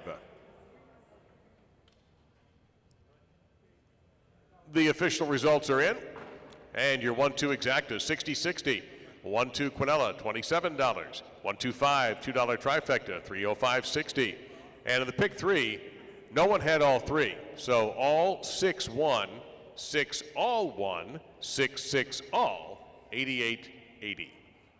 And if you're not sure about that, just check in with the machine, or better yet, check in with Denise and make sure you may have a winning ticket. Our final game of the week is coming up, and there is a small mistake in the program. It is a spectacular 9-scoring singles match, played to 9 points with a superfecta. So don't be shy about running up and asking for a superfecta for this 9th game. We'll do it for you. Won't be any problem at all. Game 9 is singles, spectacular 9 scoring. And in this game, there is a change in post number 6. Goanaga replaces Arta. It is Goanaga in post 6, and Tyne the second is the substitute. You know, Benny is getting a little too good at being on the air, because right as the game ended, game 8, he goes, "Hey, talk me in." Using all this professional lingo now. Talk me in, because I've got a lot to say. So I don't have a lot to say. I have a lot of questions to answer. But I do have to say, I'm going to start off by saying that you are an awesome announcer, man. Thank you. We don't deserve you, man. And that's not just me. Yesterday there were some comments. Yeah, I wasn't up here yesterday, but there was some comments in the chat saying that it's great to hear you. So well, it's great I to be definitely have to acknowledge your professionalism and your expertise in highlight. Well, this is home for me in a lot of ways, so I'm always happy to be in this chair. And we're happy to have you here. So, okay, so I'm going to start off with what I've been wanting to talk about, which is the Speed Challenge, which we had in 2018. Mike, our broadcast technician downstairs, said that he sent me a text message a little while ago saying that he has an idea for next season that we should set up a speed gun. And a little bit about the software that we're using now with this broadcast software. It's all new. We're really just scratching the surface with it. It's got a lot of capabilities, and there's a lot that we can do with it.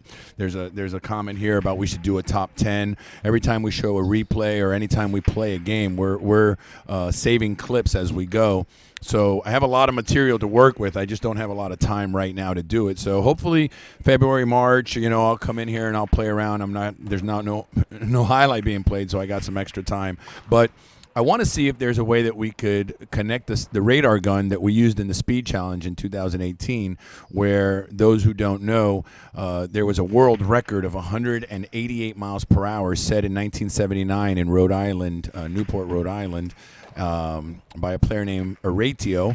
And that was a long-standing record. I think only because nobody ever tried to break it, but we decided we wanted to do a speed challenge. It was actually the excellent idea came from Scott Savin when he was here at Dania Alai, and he was the general manager here, and he said we want to do a speed challenge. We were all a little reluctant to do it because we're always saying how this is the fastest sport in the world, and what if our guys throw 130 miles an hour, 140, and nobody gets up into the 150s and 160s?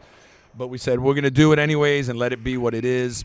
And Ibon Aldazabal in the first qualifying rounds threw 184, 186, and we were thinking that he is going to have a chance to break this record. And on the final night of the finals of the challenge, he threw 190 miles per hour. Left or right side? He threw a left side, okay, for 190 miles per hour. And shortly after that, we went through the rigorous process of contacting the Guinness Book of World Records and we had to send the radar gun, we had to send documentation, we had to send a lot of things to get it authenticated.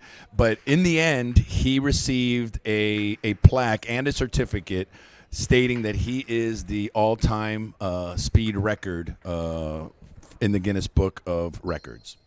190. So what I want to try to do is I still have the radar gun. It's been sitting in the closet of my office for the last 3 years. We haven't used it again. I used to have a little display where the number would pop up, but it disappeared. I don't want to say somebody stole it, but it disappeared. Nah. So what I want to try to do is see if we could somehow, some way connect it to our broadcast software, and every time somebody throws, and set it so whenever somebody throws over, let's say 140 miles per hour, it pops up on the screen during the broadcast. Well, not every throw, but anything over a certain set number. That's interesting because,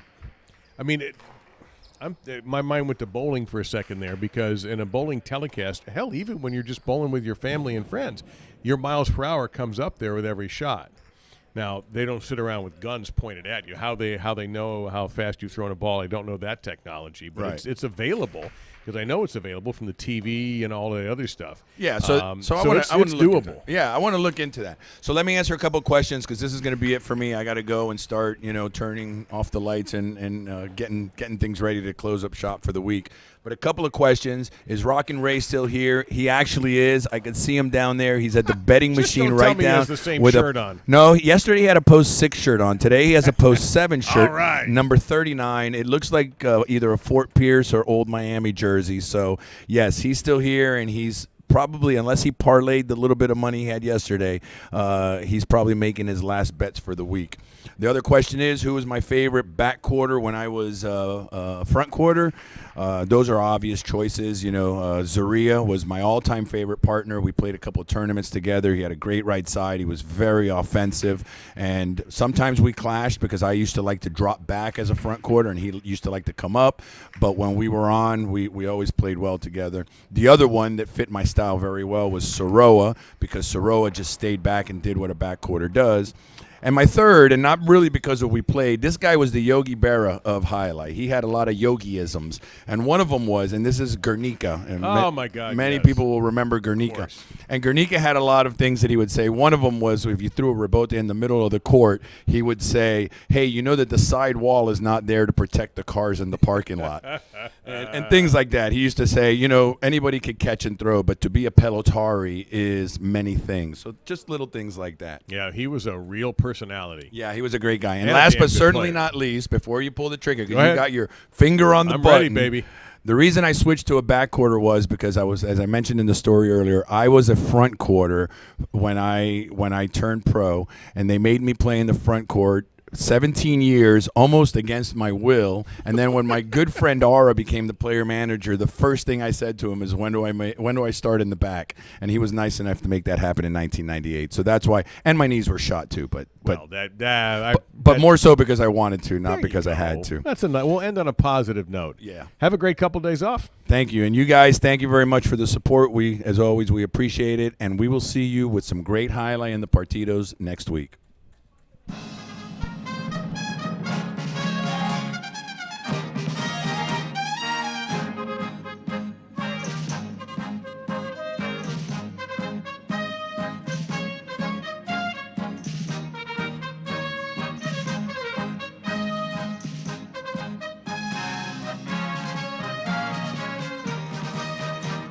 Here we go in game number 9, a spectacular 9 singles match with Superfecta. Suleika serves in the red of post 1, Oyonard in the blue of post 2.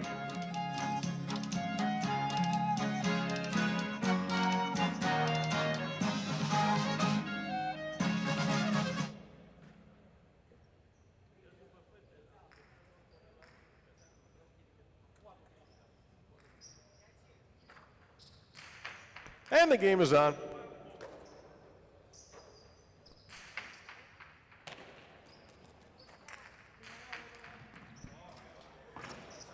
And a point to 1 on the Suleika Karam. Bilo in the white of post 3.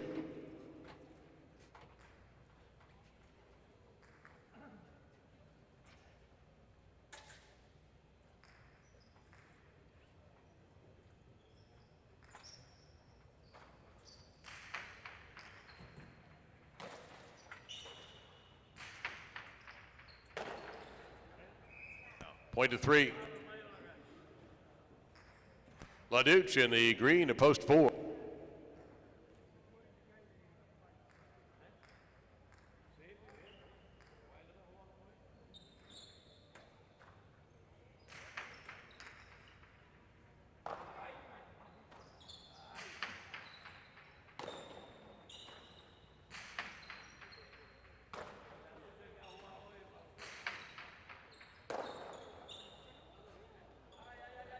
An extra long Dejada, and it works.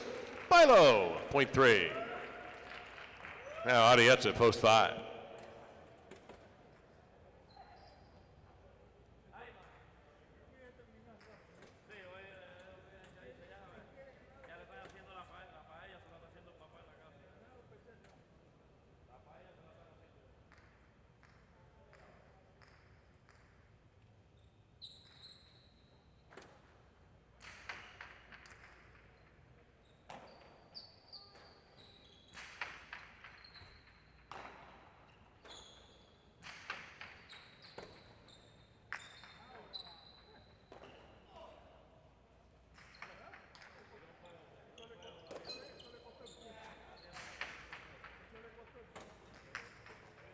That checks up, check, point 3.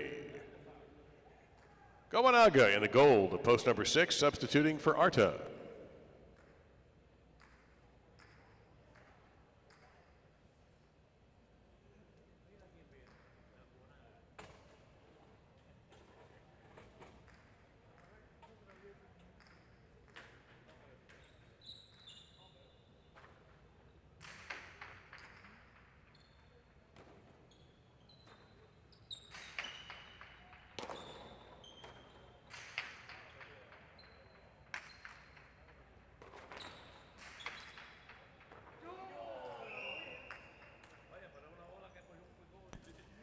Gowanaga gets the point at post 6. Mancy now post 7.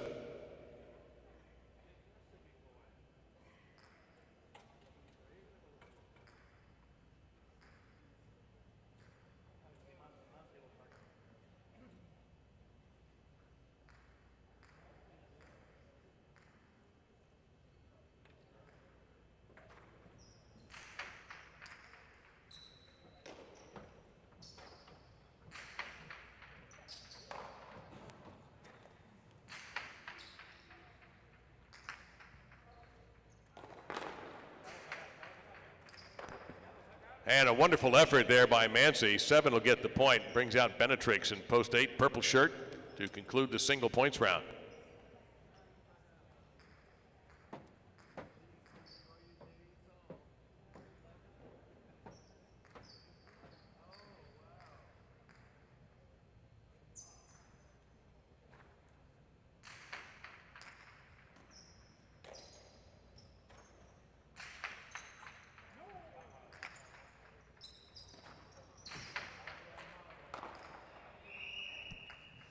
Point to 7.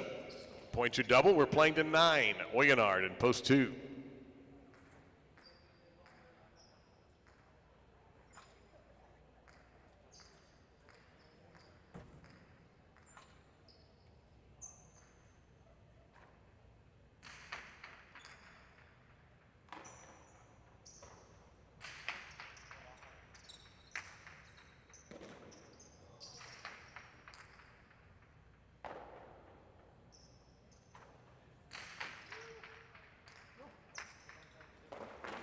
Philo saves that on the Debote. Back. Point to 7. Suleika post 1.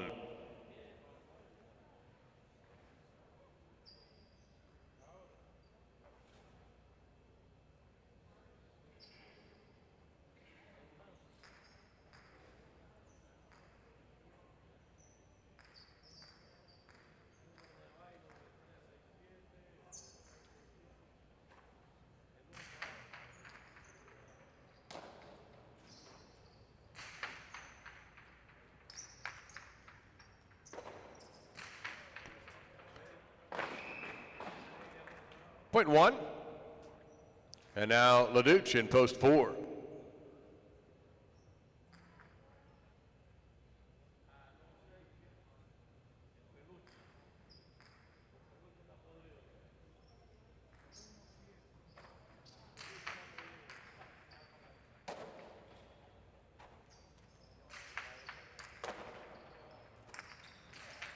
Suleika, smooth operator right there, point to 1. Now Adieta, post 5.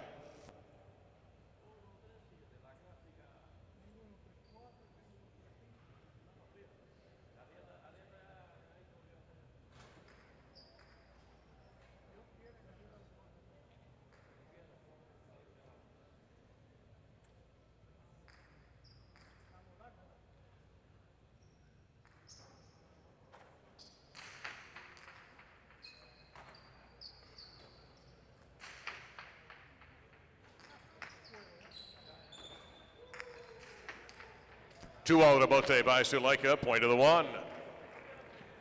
And possible game point for Suleika in post number 1. Here is Bilo in post 3.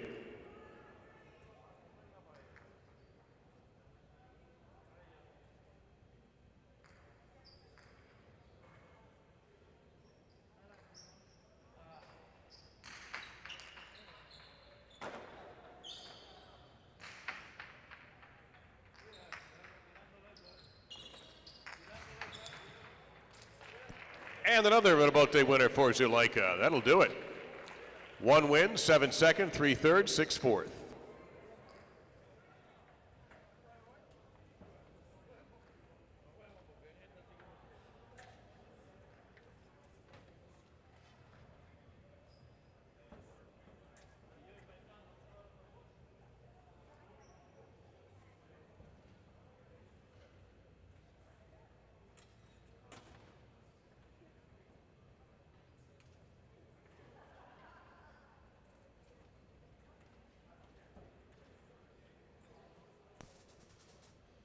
Zuleika wins in post 1, Mancy second in post number 7, Bilo third in post 3, Goenaga fourth in post 6.